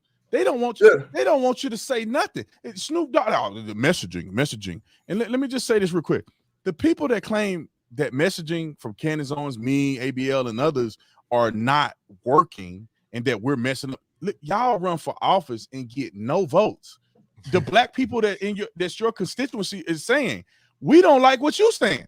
You know what I'm saying? Right. Brandon, what messaging are they talking about? Yeah. I get these messages every day. Oh man, you're putting black folks down. No, I'm not. I'm highlighting the things we need to change so we can get better. Any parent does that. If you love your child, you're going to correct them so that you can prepare them for the world. Yeah. If I go onto the opposing platforms, like these queens of the, what's his name? Sean Kings of the world. You got my drift. If you go and look at his message, you had his name right the first time. I had his name right. You know, I'm trying to keep it. You know, I'm on your platform. If you go on the opposing, I call them the Black KKK collective group thing. If we go onto their platforms, look at their messaging. It's very anti-white. Yeah, everything is anti-white. It's the white man's fault. I mean, everything. So when they come and message me and they say, "Man, you putting black folks down. Why don't you post about this?" Yeah. Again, looking at the lens of all they can see is white folks. I said, I don't need to post that kind of stuff. All you guys got enough of that with the black liberals. Go on Sean Queen's page. He's posting anti-white stuff all day. You guys need to see stuff that we need to correct right now here in America as a whole, like the destructive culture, the destructive behaviors, the things that's going on. Not these propagandas of calling people Karens, because on the flip side, I can easily call people Shaquisha. Right. There you go. You know, an angrily charged black woman ready to fight you in any fast food restaurant or in airports. So it's just, I mean, you know what I mean? I get it all day. It's very frustrating, but it ain't gonna stop me from what I do. But you do have pro-black conservatives out there, man. It's crazy. Y'all are gonna get me started on this live, man. I get those messages too, where people are like, "Well, why don't you talk about this? Why don't you talk about this? Why don't you talk about this?" It's like, look, man, you got a platform. Like, I'm just talking about the things that I care about. Like, I grew up in these communities, so that's all I know. I don't know what white people went through. I didn't grow up in a white community, so I grew up in a black community. So I'm just talking about the things that I knew growing up, and the things that need to be fixed. But then I'll support somebody like y'all, and I guess y'all don't count for me supporting black people. You never say nothing positive about black people. I mean, I co-founded Blexit with Candace Owens, for God's sake. I mean, we have events all the time. Brothers on my live stream every time on a Thursday live stream. It's mostly black conservatives. It's not intentional. It's just that y'all the people that I know, that I follow. And so it's like, it don't even matter. It don't even matter what you do. It don't matter the philanthropy. None of that matters, because it's all about, well, you conservative. Now I got to attack you, and I got to find reasons to attack you. Just like the man, I forget his name, but he gave a bunch of money to the HBCUs. Billionaire guy, black guy. Gave a bunch of money, gave a whole lot of money, millions, tens of millions, hundreds of millions of dollars. Gave all that money, but then they threw him under the bus when they found out he had a white wife. It's like, really? You going to throw him under the bus for that? You don't care about what he just did? They don't really care about what you do. They don't care how positive you are, what you do, how much you help. If they find an issue with you, they're going to find a reason to hate you. So it's really a waste of time to even talk to them, to even address them. Yeah. If you're ready to, come to my side and see things my way, be more open-minded, then we could talk. But if all you want to do is attack me and troll me, that ain't going to, I can't do anything. I could walk on water right now in front of your very eyes, and you would still call me all types of slurs, all types of C's and N's and everything else. AB, I hate to even use the word pro anything, right? If we look up the definition of pro, they call themselves pro-black, whatever. They're not even that. They're not even that. Yeah. We probably are more pro-black then most of those people running around pumping their fists. Correct. Adopting white liberal ideologies. Anyway, right? Abortion, killing yourself. There's a lot of things that I do that helps all walks of life, but I do help Black folks. I hire Black folks. I do different things in my own way. So it's funny to me that they do that. But again, it's just to discredit us, stop us, derail us in our tracks, because we don't live our life like that. We don't live our life through looking at everything through that lens. I've always been this way. I just never lived my life that way. I never was like, oh, it's us against them. That I just never lived my life like that. Bro, they don't live their life like that either. They lying. You know all these pro-black people running for office. You know who funded their campaign? White people. I was just looking at this. Brandon, it's funny you say, because they get on you talking about, oh, you doing this for your white audience, but they got a white audience too. The same type of same people follow me, follow them. Like what are you talking about? I always say, so you weren't about the people that's following me, predominant white, whatever. But do you question Oprah Winfrey, LeBron James? Who's the predominant people following them and supporting them? Go to any rap concert. Who's going to be in the crowd? I'm telling you, man. So I didn't mean to cut you off, Brandon, but I had a moment there, man. No, bro. I mean, you're telling the 100% truth. I mean, the funny thing is, I was looking at one of these little summits that was put on by the pro-black people, and it's funny, like everybody there hate people ain't show up. They got videos playing. Don't all these people there hate Brandon Tatum and Candace on. So I call it the delusionary summit. So they up in there. And the funny thing is, I tried to watch it. I said, let me check this out and just see how ridiculous it was. So I tried to watch it. In the very first beginning of the video is somebody's talking, but there's an overlay. And so I'm like, it sounds like a white dude talking back there. And then I hear the dude say, this is why I partnered and sponsored this event or something like that. And then once the screen go, it's a white dude. He partnered with the Delusionary Summit to put on the event. He's a white man. And it's nothing, to me, it's nothing wrong with that. I love white people. I love all people. But they push that you got the white man for your event. The us. We, us. And then you know the people that's showing up at your events. You know the people that's donating to you, your GoFundMes and stuff like that. I mean, come on, bro, just keep it real. I love all y'all. So and I got Black people in my comment section and stuff that support me. If you Black and you support me, thank you. If you white, you support me, thank you. I love everybody the same, bro. It's just skin color. It's just color. But they can't see past that. It's not just culture. They got anger, hatred, and resentment. Yeah, bro, it's crazy. It's out of control. It's out of control what people are doing, like how stupid people are when it comes to race. Like, bro, there's so many different nuances. Like, there are Black people. When I was growing up, Black people in the South, we hated Californians. Like when I played, and I'm not saying real hate, but we had a rivalry. We felt like they were lame. You know, when I was in Texas, we played on a football team at University of Arizona. Half the roster was from Texas, the other half was from California. And bro, we were going at each other all the time. We ain't the same. You know what I'm saying? If you grew up in the South versus you growing up in Cali or you growing up in New York, you even as Black people, you different. We don't operate, move. We don't even talk the same. And so it's like, y'all got to stop acting like you real pro-Black, because every Black person, they're not the same. You come from Africa. We ain't the same. I never been to Africa. I know nothing about African culture other than something I read in a book. Like, yeah, that's a different culture than Black Americans. I'm not African American. Yeah, exactly. I'm American that just so happens to be Black. That's it. My friend James T. Harris, I stole it from him. So if y'all ever hear me say this, it's because James T. Harris he said an American of African descent. That's how he said. I'm an American of African descent. Some of us, I mean, I got white in my family tree.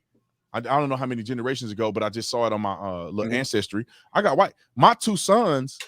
I thought about this like a week ago. I said, well, wait a minute. In 50, 60 years from now, there's going to be white in my family tree, because both of my sons, their moms are white. And so they have a whole white family.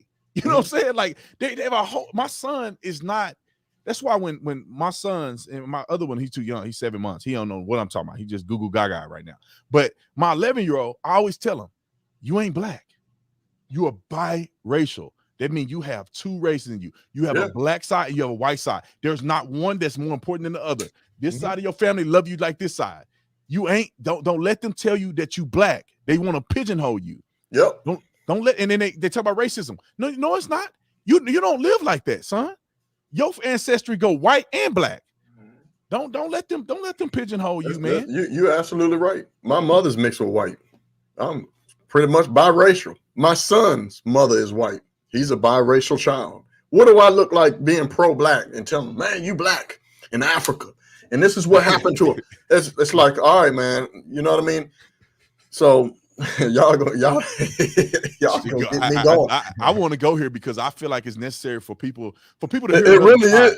It really is important. And then I always tell people, love has no color. Right. Love has no color, man. And they know this. A lot of them that push that know this in their heart. They know it. They know it because they have experiences with white people who done well for them, that helped them, that blessed them when nobody else wanted to touch them.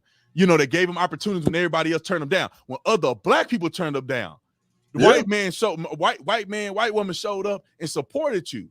But in the world, you pro-black, man, my black brother, y'all always down in black people. But yet white people are funding you and supporting you. I mean, I have to say this in my life.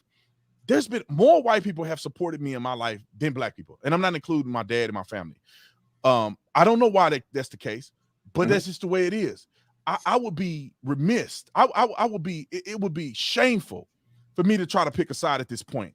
When my high school coach, one of my most influential high school coaches was black, Coach Rogers. He taught, he influenced me on God and everything like that. My high school football coach, I mean, he was my middle school coach. My high school football coach was a white man from Nebraska chewing tobacco. And he gave us so many opportunities. White man at an all-black school in the hood. He gave us opportunity. We had 7 D1 players on our team. 4 of us were U.S. Army All-Americans. It's like, bro, that white man came into a situation where the odds were against him.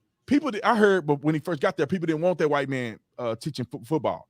I mean, coaching football for us because it was a historically black school. Paul Laurence Dunbar, named after the famous black poet Paul Laurence Dunbar. They didn't want the white man there. But what did he do? He stood up for us. He made sure we were good, got us great success, held us accountable. We used to get paddled. Nowadays, he'll go to prison because they'll say he's a white racist. He used to paddle us. You cuss in the locker room if you want to. Come on in the office. Shut the door. He give you about 5 pops. And this is in 2005. That was when I graduated. So he used to whoop you. He used to bring the paddle to the football field. You out there? Pow. You know what I'm saying? I mean, because he loved us though. We were like his kids, man. And I don't mean to take up all the time, but bro, when he left, my senior year, he left, and the black coach came in. That dude was the worst. He was the worst thing that ever happened to my senior year. That dude hated me. He lost me a scholarship to Arkansas. He's in there bad mouthing me. Razorback to scouts. Black man. That's all. Black man did. This is. Let me just say this one part. This is making me mad. I just had to get this out of my chest, and I'm gonna pass the mic. I promise. I was a U.S. Army All-American. I was the top 78 player in the nation. When you go to the dinner, your high school coach accompanies you at the dinner. That's just the way it is. You're a high school All-American. Bro, he was there. I saw him. He didn't even come sit at my table. Are you kidding me? My coach, the white coach that happened to take a job in Houston, he happened to be there. He came and sat with me and my father at the table. The black coach wouldn't even come sit with me. He's a black man. And I'm not frustrated because there's plenty of other black people that have supported me. But you can't always do that pro-black stuff because not every black person is trying to support you. Because that's the truth. It ain't always the tie that bind. It's got to be more than that. You got to actually like somebody. They got to be a good person. You guys got to be on the same page. People, they stuck to that color stuff and puts them in the box. Yes. And they can't really get beyond that. And they're not having success. They're not having what they need to have in their life because they've put themselves in this prison that they can't get out of. Yeah. You release that prison off of yourself, then you start to have your whole world open up. Until you do that, you're going to be kind of in this weird limbo place. Bro, I had this one of my friends, she had got a settlement. We all grew together, all in the black community. She had a settlement. She got into a car accident. They paid her millions of dollars. She went all the way to India to get hair weave because you know black people love hair weave, black women. She got hair weave, came back, had her own business. She's a business owner, young black sister business owner. Black people wouldn't come to buy nothing. Her friends, they wouldn't buy nothing. She went to India to get real hair. Yeah. Wouldn't support nothing. And I'm gonna tell you what she did.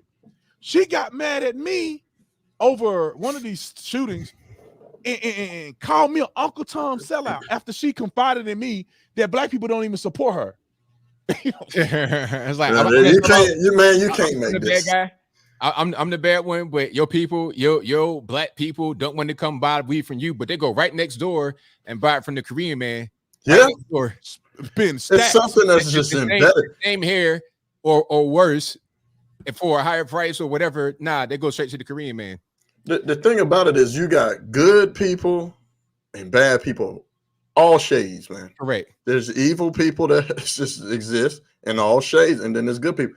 Throughout history, if we're gonna do the whole black and white thing, you could go far back as you want when slavery stuff hit off. No, the thing about the pro-black, they never want to talk about the things that the white folks did throughout the whole period of slavery. There was always good people throughout the entire. I studied African history. I studied American history. They have white pirates, and a lot of people are like, white pirates, what the hell is that? They had pirates that would go and pirate the slave ships, free all the slaves. Then the slaves became pirates, and then they just kept going around freeing slaves. That's where black pirates came from. They came from white pirates. When they taught us how to read and you name it. There's always been good people throughout history, man, of all shades of color, man. And people need to understand that, not get stuck in that limbo of everything is their fault, pointing the finger at them and never taking any type of responsibility. I easily, with my life and all the narratives that's going on, man, I would be a black liberal's dream. Oh man, you black, you went to prison, but you came home, now you're successful. So it's hard for me as a business owner now, with the successes that I have now, to say, oh, the system is holding me down, it's the white man. But I know when I was out there in the hood, making the dumb decisions that I made, doing the things that I did, it was my decisions that got me into prison. I served my time and I said, I don't want to live like this no more. I'm not going to live selfishly and live for myself. I'm going to live to try to serve other people. And I said, I'm going to change everything about myself. And I did that. Let me tell you something, Brandon. They say the system, is there things within the system that could probably be fixed? Sure. But the system still works for you as well, as long as you work.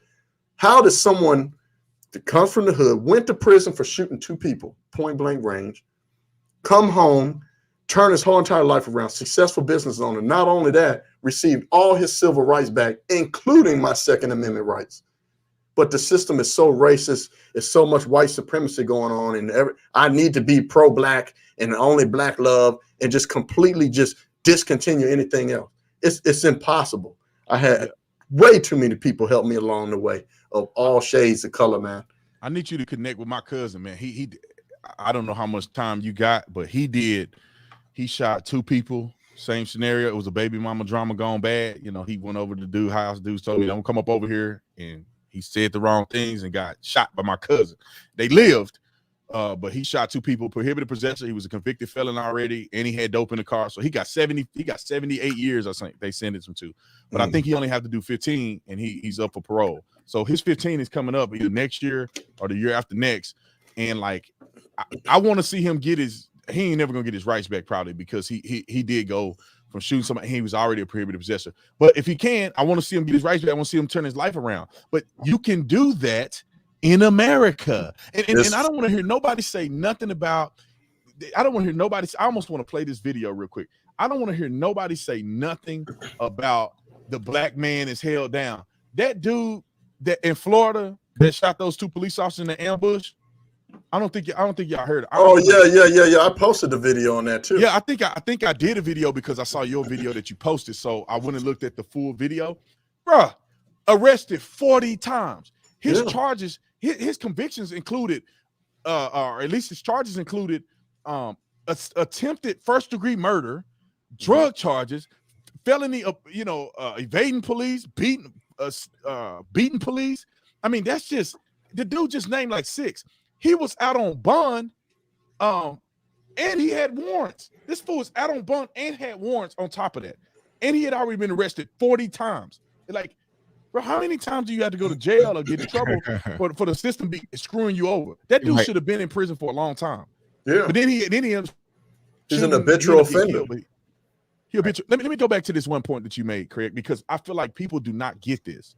White people have always, there has been a remnant of white people in our country that have never supported slavery. There's been white people in our country and even outside of our country that have never supported the treatment of black people coming from Africa when it started in Africa. Now, I won't go there, but you talk about Harriet Tubman. What do you think she was doing? Black angels were coming down and guiding her to the north. No, those were white people. Speak on it, life man. on the line to get these people to freedom. The real social justice warriors, right? Not these white liberals now, where it's easy to act like you're a social justice warrior, but you got nothing at risk. Right, risking their whole life to free slaves. But Brandon, nobody wants to talk about who was guiding Harriet Tubman, who was telling her, no, do it this way. Take the strong versus the weak. Hit them economically. Nobody wants to talk about those things. No, nobody wants to say. I'll tell you this: nobody wants to talk about the truth of Harriet Tubman either, because when I was growing up, I thought Harriet Tubman, when she escaped and started the Underground Railroad, she was on a in the yard getting beat and doing all that stuff. I found out that Harriet Tubman was actually married, and Harriet Tubman's husband was a free black man. And the night she left to start the Underground Railroad officially, she was in bed with her husband. She left. He told her not to do it. He said, this ain't good. You shouldn't do this. They lived together. I don't know if the slave owner had a separate place for them to live, but they slept in the same room. Harriet Tubman wasn't, and I'm not saying it's any worse, because some of her family members were free too. But Harriet Tubman was married at the time. She wasn't some desolate slave sitting out in the field getting beat every day. She actually worked. Harriet Tubman had a job where she made money. She just had the slave owner owned her for a period of time. But she escaped and started the Underground Railroad, not in any sense of her being some dumb slave out in the field getting beat to death. She did get her butt beat before, but I'm saying she was in a different position when she started the Underground Railroad. And there was white people that supported them, man. There was white people who got caught housing slaves that got punished for it. There was white people who got lynched during lynching. Black people just got lynched more, but there was white people who got lynched too. And they don't even want to talk about that. Even the Tulsa riots, they were originally called Tulsa race riots, and now they call it the massacre. They don't even want to tell you that the first shots came from, well, at least we don't know who the first shot came from, but the people that died first were white people. It was like 13 white people died and 1 black person. And then that's when it kicked off and everybody started going to war. They also don't say that Tulsa was rebuilt 5 years later and lasted until integration was over. Right. And when they came in. Right. Like for 40 years it lasted. They rebuilt it. Yep. It was up and moving, rebuilt. What like his hat, 1776. How many soldiers died to end slavery? You know what I mean? So, I mean, we could go on and on and on about this. It's not that we're trying to downplay anything of a certain period of time. We're just highlighting that there's always been good people of all shades of color. People have risked their lives to help people, and they still help people till this day. A lot of these people that's behind the scenes, that's pumping their fists, they have people that to me, I wonder what those people think when you have someone out in the open pushing the pro-black and straight up anti-white narrative, but then on behind the scenes, you're supporting that person. You're supporting the person that pushes that type of message, and you're white. So I ain't gonna never understand. I don't think I want to sign up for that class to try to understand it. But I wish more people knew what you knew. You know what I'm saying? Most people could understand how you understand, because it's crazy to me that we still fall for it, man. They got it's a whole industry bashing white people. It's a whole industry. Yeah. And it's like, nah, man. What, y'all ain't gonna talk about the black Africans who enslaved black people to start with? Yeah. who sent black people all over the world. Y'all not gonna stay here and talk about them. If we want reparations, let's go back to Africa and get reparations. They the ones started it. For arbitrary things, little nonsensical things like mirrors, beads, and alcohol. They sold their people for mirrors, beads, and alcohol. Literally. I saw a video where they said they would trade 46 human beings for a umbrella. Yeah, little nonsensical things, man. For some beads. But I want to go back to my roots, my people. No, my roots in America. This is my roots. I don't really know how far I go back. I know I got people in Nigeria based on my ancestry. But when you talk about contemporary or you talk about more, my roots come from here. People in America. I don't have to go back hundreds of years. I mean, you're talking about way more than hundreds of years to go back to see who was my people in Africa. Now you go back to Africa and find out that your people are the one enslaving people. You know what I'm saying? Now what? Still doing it. And then you got your, like my wife, and I'm sure that the people that my wife's ancestry migrated here after slavery. However, she probably have no lineage to slavery, and people in my lineage could happen to be slaves either in Africa or slave owners either in Africa or here. People forget that black people own slaves here too. Yeah, we did it. My father did the whole finding out how far back we go. We stem from a family that used to own slaves. So I was like, man, you know what I mean? Dude, hundreds of black people own hundreds of black slaves during slavery. And when you talk about Anthony Johnson and you know, people, he's a black man. He was the first legal slave owner in what we know now as the United States of America. He was the first legal slave owner, 1600s. Like he went to court to sue for his right to retain ownership of black people. Like if you listen to their narratives, black people would never be able to go to court and be taken seriously. Yeah, they were, because it wasn't about race.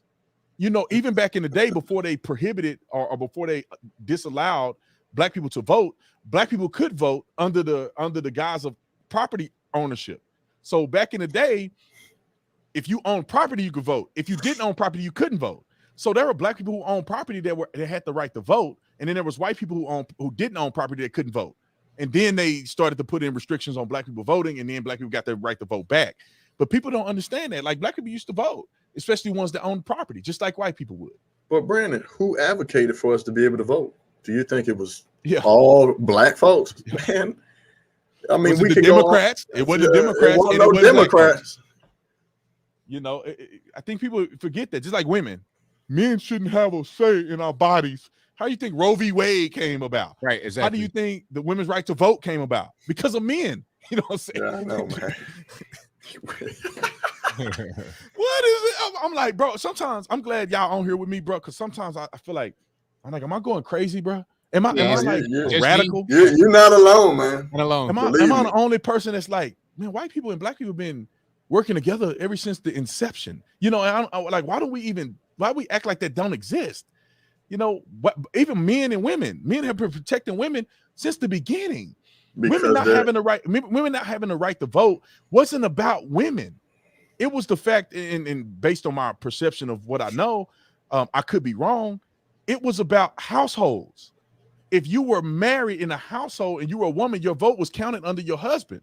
It was no need for both of y'all to vote in the same household. Now, there could be some alternative reasons, but I know that could have been one of the contributing factors, because marriage was a legitimate thing back then. Now, you know, with so many single parents and people who just don't get married or get divorced, it would be difficult for you to just say married couples could only vote and then non-married people couldn't, especially if you get a divorce. Then what do? The man has a right to vote and the woman don't. But you know what? Even after all of that, all the women's rights, women liberation, you got to ask women, was it better for them back then or was it better for them now? Like, did they gain a lot with all this modern advancement and stuff like that? You see what I'm saying?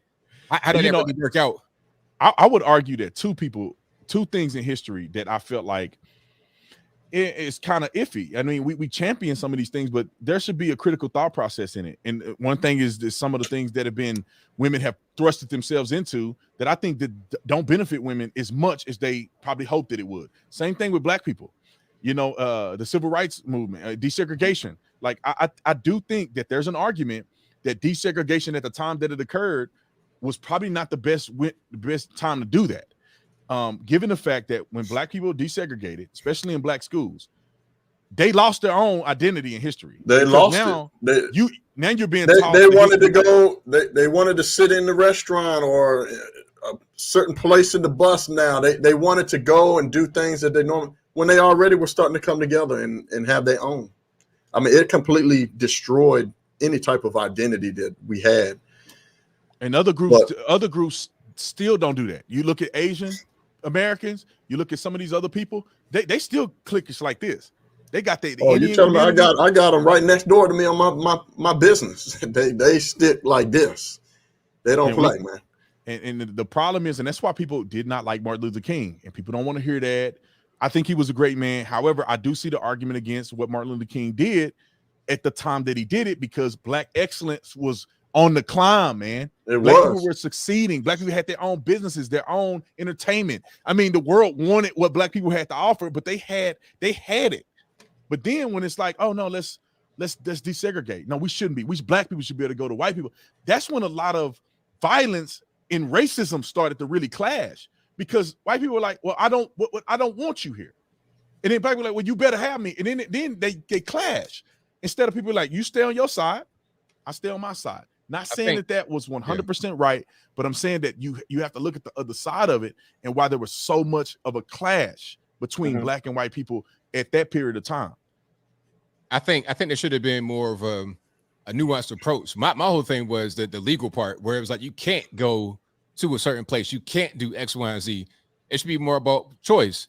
It's like, okay, if you want your establishment to be this particular race, that particular race, then that's your business. Now, if I don't want to go there because I feel like that's racist or whatever, then you got to deal with it. You got to deal with my reaction to you. Even if it's like a white person and they say white only, maybe I don't want to go there because I feel like you should have everybody there. And then if the business can succeed that way, cool. If they can't succeed that way, then that's cool too. They'll fail because of their own policies. And I feel like as time will progress, you got to be more open to accept everybody, because that's what everybody wants. You kind of bend to what the market wants. When you try to force things unnaturally, that's when you have a bunch of conflict that happens, and you got to ask yourself, is the conflict worth it? Right. I don't know. I kind of feel like now that's what they're trying to do now. Go back to it. Yeah. You guys over there. It's weird to me. It seems like that's what they're trying to do now. They're trying to go back to that. So, and now you got conflict because people don't want that too. I'm looking at them like they crazy. Like, man, y'all tripping. I know what it's like in the hood. I know the black culture. I know the destructive things within the culture. To be honest with you, I don't like being around that too much. You know what I mean? I'm just being 100% with you. Keep it real. You know where I live? I don't live nowhere near the hood. I don't even like driving through the hood. Me either. Bro, I mean, I don't know what hood. Let me just say this real quick, and then we'll end it with this question. Somebody asked about the origin of Uncle Tom. We'll get to that. But bro, I don't know what hood some of these other people live in, but I lived in a hood where the first chance you get to get out of there, you out. Because it's dangerous. It's dangerous for you. It's still dangerous. Especially if you lose your life over nothing. Especially if you're popular. Like when people like, B. Tatum, you ain't in the hood. Well, bro, man, I ain't going back to the hood. I don't know how people feel about me. You know what I'm saying? Like, I don't know. Somebody may want to get some stripes.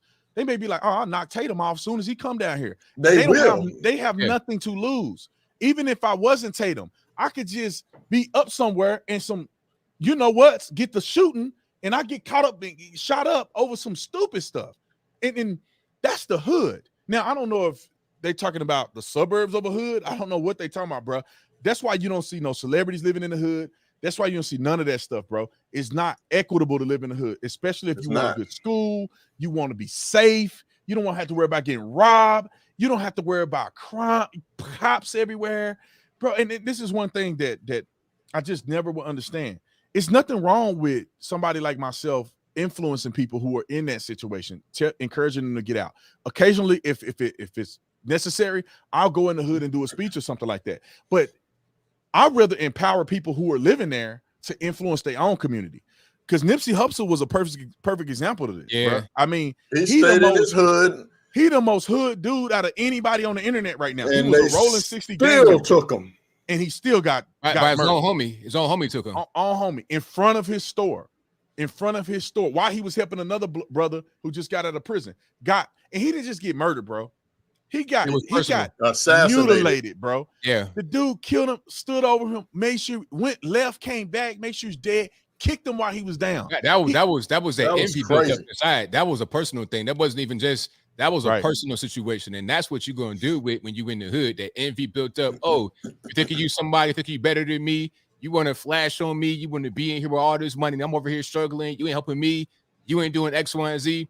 You're not telling this guy that you got this problem with any of this. It's just building inside. And all that envy, all that hatred builds up. So then when they see you, oh, now all of what they have been bruting over for the past few years, take that on you.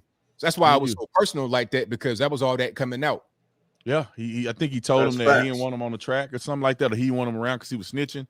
Bro, some people feel some type of way. But Brandon, is knowing that, it's funny to me when you got these delusionary summits, right? I'll use your definition of it. They say we need to go in the hood, and some of these people, they don't ever go and talk to these people in the hood. I thought about that, Brandon. Now we're just keeping it real, man. Now you might need to bring me on the show another time, which I'm always welcome to come on the show. Oh yeah. But think about that. When you're in the hood, did you even think about any of these dang politicians, man? No. I wasn't thinking about that at all, man. What? When I was out in the hood, it was, and I got to kind of bring it down. It was, who's the next chick? Yeah, I'm hollering at. Where's the homies at? Who we beefing with? Who we getting ready to go ride on? And let me peddle the rest of whatever I got at the time. Where do we at? Yeah, we're not thinking about no politics, man. Nah, bro. We're not thinking about none of that stuff. So they're saying to go in there into these hoods, into these areas where no politician goes to. Them people ain't even thinking about no voting, anything politics. Nothing. They're living a day by day, every single day of survival. Yes, surviving. Correct. They're suffering from generational decision making. They keep making the same decisions that's not advancing them. They're not learning any new skills. It's just the next party. They go as far as they go is downtown where the club is. They don't go and broaden their horizon. They don't travel like that. It's just let me sell these drugs. Where the homies at? Oh, who beefing with who? Where's the next chick? They're not thinking about that. So to go there and try to advocate and act like you're gonna get these people to vote, them people don't care. Half of them felonies. Right. Look, man. Bro, I mean, you're telling the 100% truth, bro. When I was growing up, I knew people that was selling dope, and it wasn't just because I'm trying to eat, bro. They want to ball, bro. They trying to ball. They're not thinking about no VIP in the club. They want to go to VIP, want to flash their watch. They want to be singing the music videos, and they want to be rapping and stuff like that. They want to floss. They live it. My uncle went to prison. He got out because of Trump, and it's interesting. Because he got life. He got 40 years federal when he went in when he was 50. So, bro, he would have got out at 90. Right. But because of Trump in the First Step Act, because it was drug charge, he was able to get out early. So he out now. But bro, my uncle wasn't selling little stuff, bro. He had a Corvette. He bought his house cash. He had back in the day they had a Navigator. He had a Navigator on rims with beating the trunk. You know, like he was buying all the fireworks. Everybody in the family wanted to be like, you know, my uncle. And it's like, bro, like I don't know. And I'm not saying everybody in the hood the same, but like, bro, my whole family, especially on one side of my family, poor.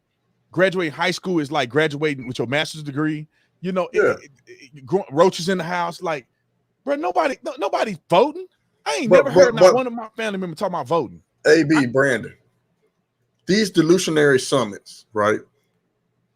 I challenged them. What community are you talking about that people like us don't go into to talk to point them out? Which community are you talking about? Right. Which ones? The black middle class? What community are they talking about? Are they talking about the hood? What community, man? We're at in the hood. Like you say, I'm in the hood. Where you at in the hood though? You really setting up you talking about you support Trump and you in the middle of the hood, in the hood where homeboy getting smoked on, you know what I'm saying? Every weekend somebody's shooting. You really them people ain't worrying about no politics, man. These people are ridiculous, man. It's all but bro, you know these people fake because bro, I'm not finna go to listen to my accent. I'm not finna go to Philly in the hood trying to be. Listen to me, y'all. I mean, somebody recognize, bro. You ain't from around here. You better get out. Get your clown. They don't care. Them people is not worrying about it. They don't care. Come to Texas. You got to make yourself available for them to come to you if they're interested. Right. Exactly. They pick up a book or something like that, and they start to read, and they start to kind of broaden their horizons. They're gonna find you. You trying to go right there to the hood in the middle of the madness. That's going to be dangerous for no reason. Bro, I don't even talk politics to my family. You know, I go to some of my family members. I lost an eye, man. I don't even talk about it. I got a rule. I lost a lot of family. Any family members, I don't talk no politics. My cousin tried to bait me into it. He tried to say something about Trump. I say, oh, I ain't saying the word. I'm not even gonna do it. My granny and them, when I go see my grandma, and she lived right in the hood. And, the older I get, the more scary I am being there. But I go over my grandma's house, man, and I don't even talk about politics. My grandma probably never voted a day in her life. She, so she don't even really know how to read. So I mean, you got family members like that. You got this hood stuff they be talking about, bro. Ain't nobody, man. Like you said, ABL, you gotta do some event. If you were like in Dallas, you're not gonna go to South Oak Cliff. You may do something in Dallas, and the people interested, they'll drive to go see what you're talking about. You're not finna go right. up in the hood like that, bro. But let me address something real quick. Someone, Annette Koto, said, "Stop talking about the hoods. You don't know nothing about the hoods." Let me tell you something about me, Annette. I went to prison. I shot 2 people point blank range. I'm not a third party talker. I know everything about the hood. Don't let my clean cut face, and I changed up my vocabulary through reading over time, fool you.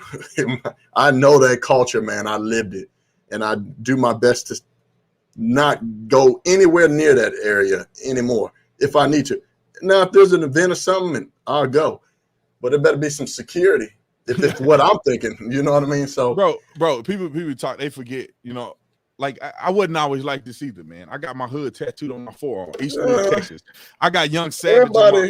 I got Young Savage on my stomach, man. I used to really be wanting to be that. I got jumped in a 5 deuce Hoover Crip when me and my brother was young, bro. We were kids, get jumped in the game, and it's not something I'm proud of. I used to have gold teeth in my mouth. You know what I'm saying? I used to have a grill.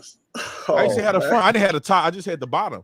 I used to have a grill. So, and you say something wrong to me, bro, I'm a smash on you. Yeah. I had to grow out of that because it wasn't conducive for success. And so now I'm clean. I try to be articulate. I don't curse on my stuff.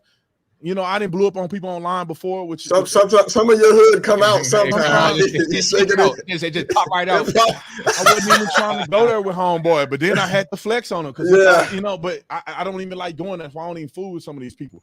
But the bottom line is that people need to stop acting like hood is the only place that black people live, and they need to stop acting like that's the standard. We got to stop glorifying it. Yeah, the goal is to get out where you want to be. We have to stop glorifying it. It's just like Candace Owens says. We have to stop glorifying the common lowest denominator in our communities. Yeah, that's it. No, 100%. Yeah, we want to be able to elevate beyond that. We want to be doing well with our lives. We don't want to stay in the bad situation where every day you could live or die. You don't know. Nobody wants to live like that. That's not what we're trying to do right now. Kids getting shot in the head in Chicago, bro. I mean, I saw a number that more kids have been shot than have died from COVID in the United States. So more kids have been shot in Chicago. It was like 260 kids that have been shot. I don't know if they died. Than the 212 kids that have died across the entire country. Brandon, you better get me cranked up again, bro. I mean, it's like it's always the white and black thing. They talk about, oh, look at these 2 white kids here that was getting ready to plan to do another combine style shooting. It's those things don't. It's so little of those type of things happening. If we reclassified what the real definition of a mass shooting, a lot of these places, Chicago, LA, every night, St. Louis, every night, kids. I don't see no white folks running around shooting up their own kids in McDonald's drive-thrus, man. I mean, we're gonna have to revisit this, man. Because bro, I feel like you and I are brothers from another mother, bro. I don't understand. Like I say this and people get mad at me. I'm like, where's the white community? Where's the white Chicago? Don't do that. Where's the white Chicago? They want to point out mass shootings. Do you know how very rare mass shootings is happening around the world? This is around the country, off bro. the chain, man. This is out of 330 million people. You get a couple here and there around the country. We're talking one part of one city in one state in the Union, Chicago. They got it is a war zone. No, more people get killed in Chirac than over there in Afghanistan, bro. They did that number in Obama's administration. From the time Obama was in office to the time he left, it's 8 years. 8 years of our military being in Afghanistan and Iraq, and 8 years in the south side of Chicago, relatively speaking. There's more black people died in Chirac in Obama's administration than died in Afghanistan and Iraq combined. But Brandon AB, it's just proximity.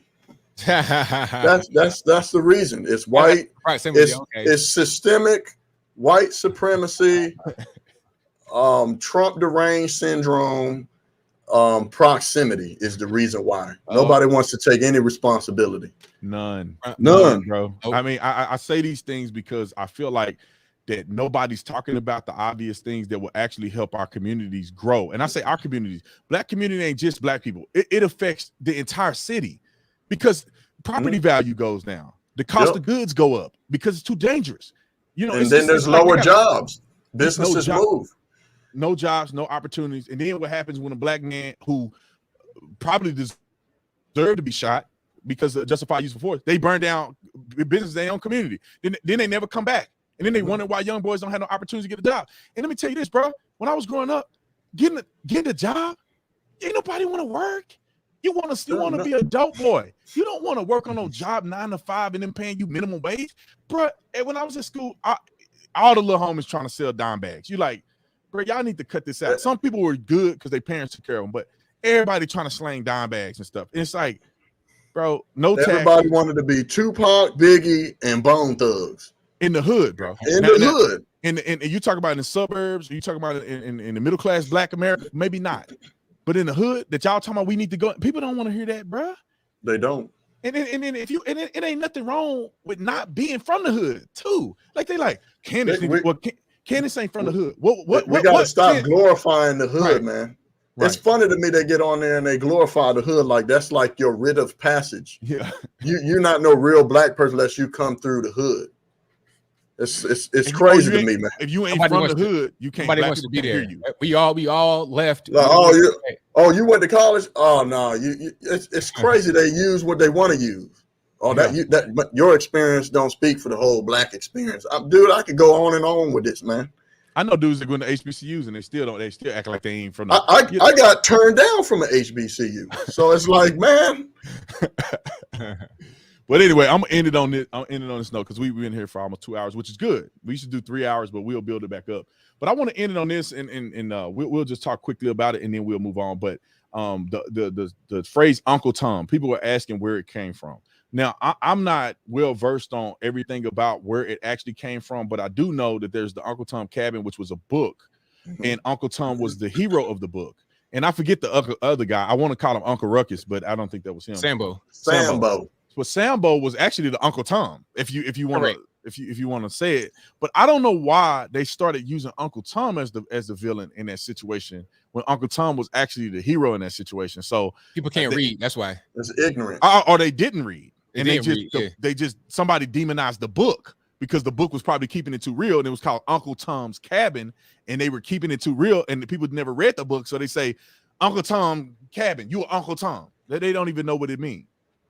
Is there any other y'all know of any other thing that could have been the stimuli of people starting to call people Uncle Tom?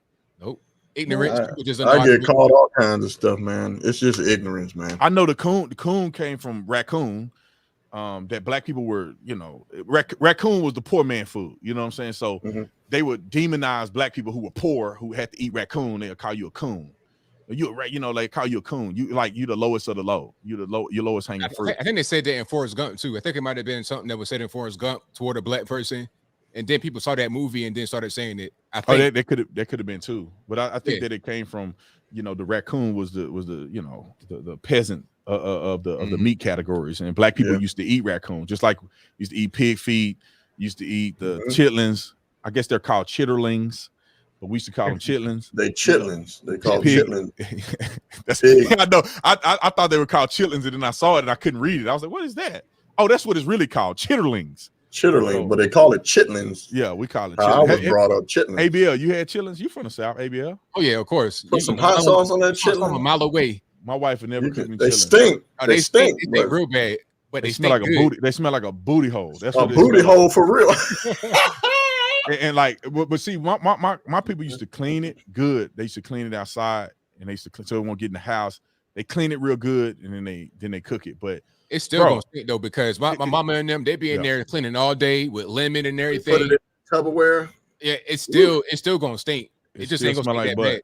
But it tastes good though with that hot sauce. some My hot God, sauce I on want some there? chillin'. Yeah, I'm gonna it's say a this, little- and little See, sausage that's cake, destructive sausage. culture. I'm gonna say this, and my grandma and them gonna be mad. They probably ain't watching this anyway. But I dated a girl who her dad was a police officer. He was a sergeant, and her mom was Hispanic. So he was a black guy. Her mom was Hispanic. She was mixed. And I went over there for one of the holidays, man, and I just brought it up because her dad is black. He's from the South. So I brought it up, and he's like, okay, my wife will cook some chitlins. And so she cooked it like caliente. You know what I'm saying? She cooked it like Mexican style chitlins, bro. And that was the best chitlins I ever had. I ate so much chillin', my head was hurting.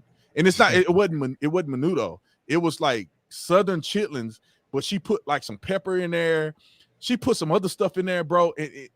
I ain't never had no chitlins that good. She put some seasoning in. I was like, dang, we should just eat them chitlins raw like that. Put a neck bone in there and put them chitlins in there, put that hot sauce on it, and that was it. But she cooked them chitlins right. You know, I wish that I wish I can convince my wife to do it, but that smell, Yeah, my that wife smell can't ain't- handle it. It's something else. It's anyway. rough. But I appreciate you guys coming on, man. I mean, we had a pretty good show. I want you guys to come back, man. Craig, you got to come back, man. I want you to be a Man, come regular. on anytime. I want you to be a regular. I got to get more people on. Like I want it to be like 4 or 5, like a number of people. I got a liberal to come on, but you know, I don't want to waste my whole show arguing with somebody. What liberal is this? Which one I don't is know. this? I don't know his name. It's a dude that be in my inbox, and let me see if I'm probably not gonna be able to find him in here, man. He's probably way down there. He messaged me and was like, "I'll come on," because he always asks me stuff, but he not too radical. You know what I'm saying? Well, you know, y'all know how liberals on that. They can't. It's one dude named Being a Mitch or whatever his name is. If y'all ever see him on your Nah, I don't know. That's Oh dude- no, I wouldn't waste my time. yeah, with no, being a Mitch. bro. He would never come on platform. He I think I he blocked him. doxed me. I wouldn't even waste your time with him. Bro, man. that dude is the worst He is person everywhere. on that guy planet. need to go get some. He need to. I don't know. He got a whole wife and a family and everything. I'm like, Oh, dude, his wife's Bro. successful. what is she? I don't know. I don't know. Is Wait, she, I don't know how they happen in marriage. That's going to end soon. does this dude play a game, bro? He's the crazy. My wife said he's insufferable. Like this dude will He's argue, romantically in love with the Democratic Party, man. but bro, he'll contradict his own argument just so he can have another argument against you. He'll prove himself wrong just to argue, and he just keep going. I saw him on somebody's show the other night. I was like, that dude is horrible, bro. It's a team of them. It's a team. I gotta find this dude, but yeah, he came on. He was reasonable. I do like. He is reasonable. I He do ain't like all acting crazy. But I do like to have a difference. Maybe I'll have another show for it, but like a difference of opinion, because I think a lot of people hear us talk, which is good, but a lot of people, it would probably benefit people to hear a response to some of these people. You know what I'm saying? You bring a liberal minded person on here and they have all this stuff that most people are hearing with their families and stuff. And then to hear a conservative perspective to that liberal ideology will be pretty beneficial. Yeah. I know that we used to do it ABL on what's the name show? Oh, O'Shea, I guess O'Shea mad at me. Somebody showed me he made a video about me and my wife and everything. O'Shea was cool. I don't know why people be hypnotized with hatred, man. But anyway, they used to do that on O'Shea show, and it was fun to me. We didn't get enough time to talk. It was too many people, but like we used to clown them liberals on there just talking outside of their neck. But anyway, man, I appreciate you guys coming on. Where can people find you? ABL, merch, all that stuff. Give us a shout out. All right, so the best place is right here on YouTube. You can search ABL, search that right there on YouTube. I pop right on up. Also, go to my website, anthonyblogan.com. That is ANTHONY, the letter B, LOGAN. Everything is on there. I got original articles. So anytime I do a video, I write an article about it, and I'll source it so you know that I'm not telling you a lie. Also, go to ablmerch.com. I got hats, t-shirts, stickers, hoodies, mugs, and more. And I got more merch coming. So all I got right there. Perfect. What about you, Craig? You can find me TikTok, Craig Long 45, IG, Real Craig Long 45, YouTube channel. I just started that. Same thing, Craig Long 45. You can, if you want to support me, I'd love to support you through service. You can go to my website, www.45strong.com. Perfect. All right, man. We'll see you guys next week. Every Thursday, we try to do this. If somehow I'm not here on Thursday, and y'all feel free to recommend people that you think will be invaluable to come on. I think we can have about 6 people. We got to get Jericho back on, get some more people on, because I think that I love the fact that we all different, man. We all have something different to add. Even if we believe the same thing, we have a different perspective, which I think is amazing. So let me know, audience, let me know if y'all have a particular person that you want to come on. We'll vet them and we'll have them come on and join us. But I appreciate you guys, man. Y'all go follow these brothers. I like all of their stuff that they post, really informative. Y'all heard a little bit tonight. And I appreciate y'all. And just so y'all know, my book is coming out November the 30th. It's available for pre-order. I think I got like 30 books left, signed copy. I'm trying to slow down on the signed copy because you have no idea how hard it is to sign thousands of books. I thought it was going to be easy, but my God, some of y'all signature is struggling right now. And just know yours was the last one of the day. I had to quit after yours. I couldn't get that signature right when my freaking hand was about to fall off. However, I'm incredibly blessed that many people support me, which is a good thing. But just know that at some point I'm going to cut these signed copies off, and you're just going to be able to get the book from Amazon. Now, if you see me in public and you have my book, I'll sign it. So I appreciate you guys. Go to the links are in the description section if y'all want any of those things. And I'm gonna try to put y'all's links in the description section. I need to start doing that. That'll make it easier for people to follow you. So I'll try to get y'all stuff in there too. I appreciate everybody that super chatted. I love you guys. Let's see. Hold on. One more question. It said, hey, is it November yet? B Tatum, I got my signed. Oh, not November yet, but yours is signed. I'm signing them all. I appreciate y'all. I'll see y'all on the next one. We out. Peace.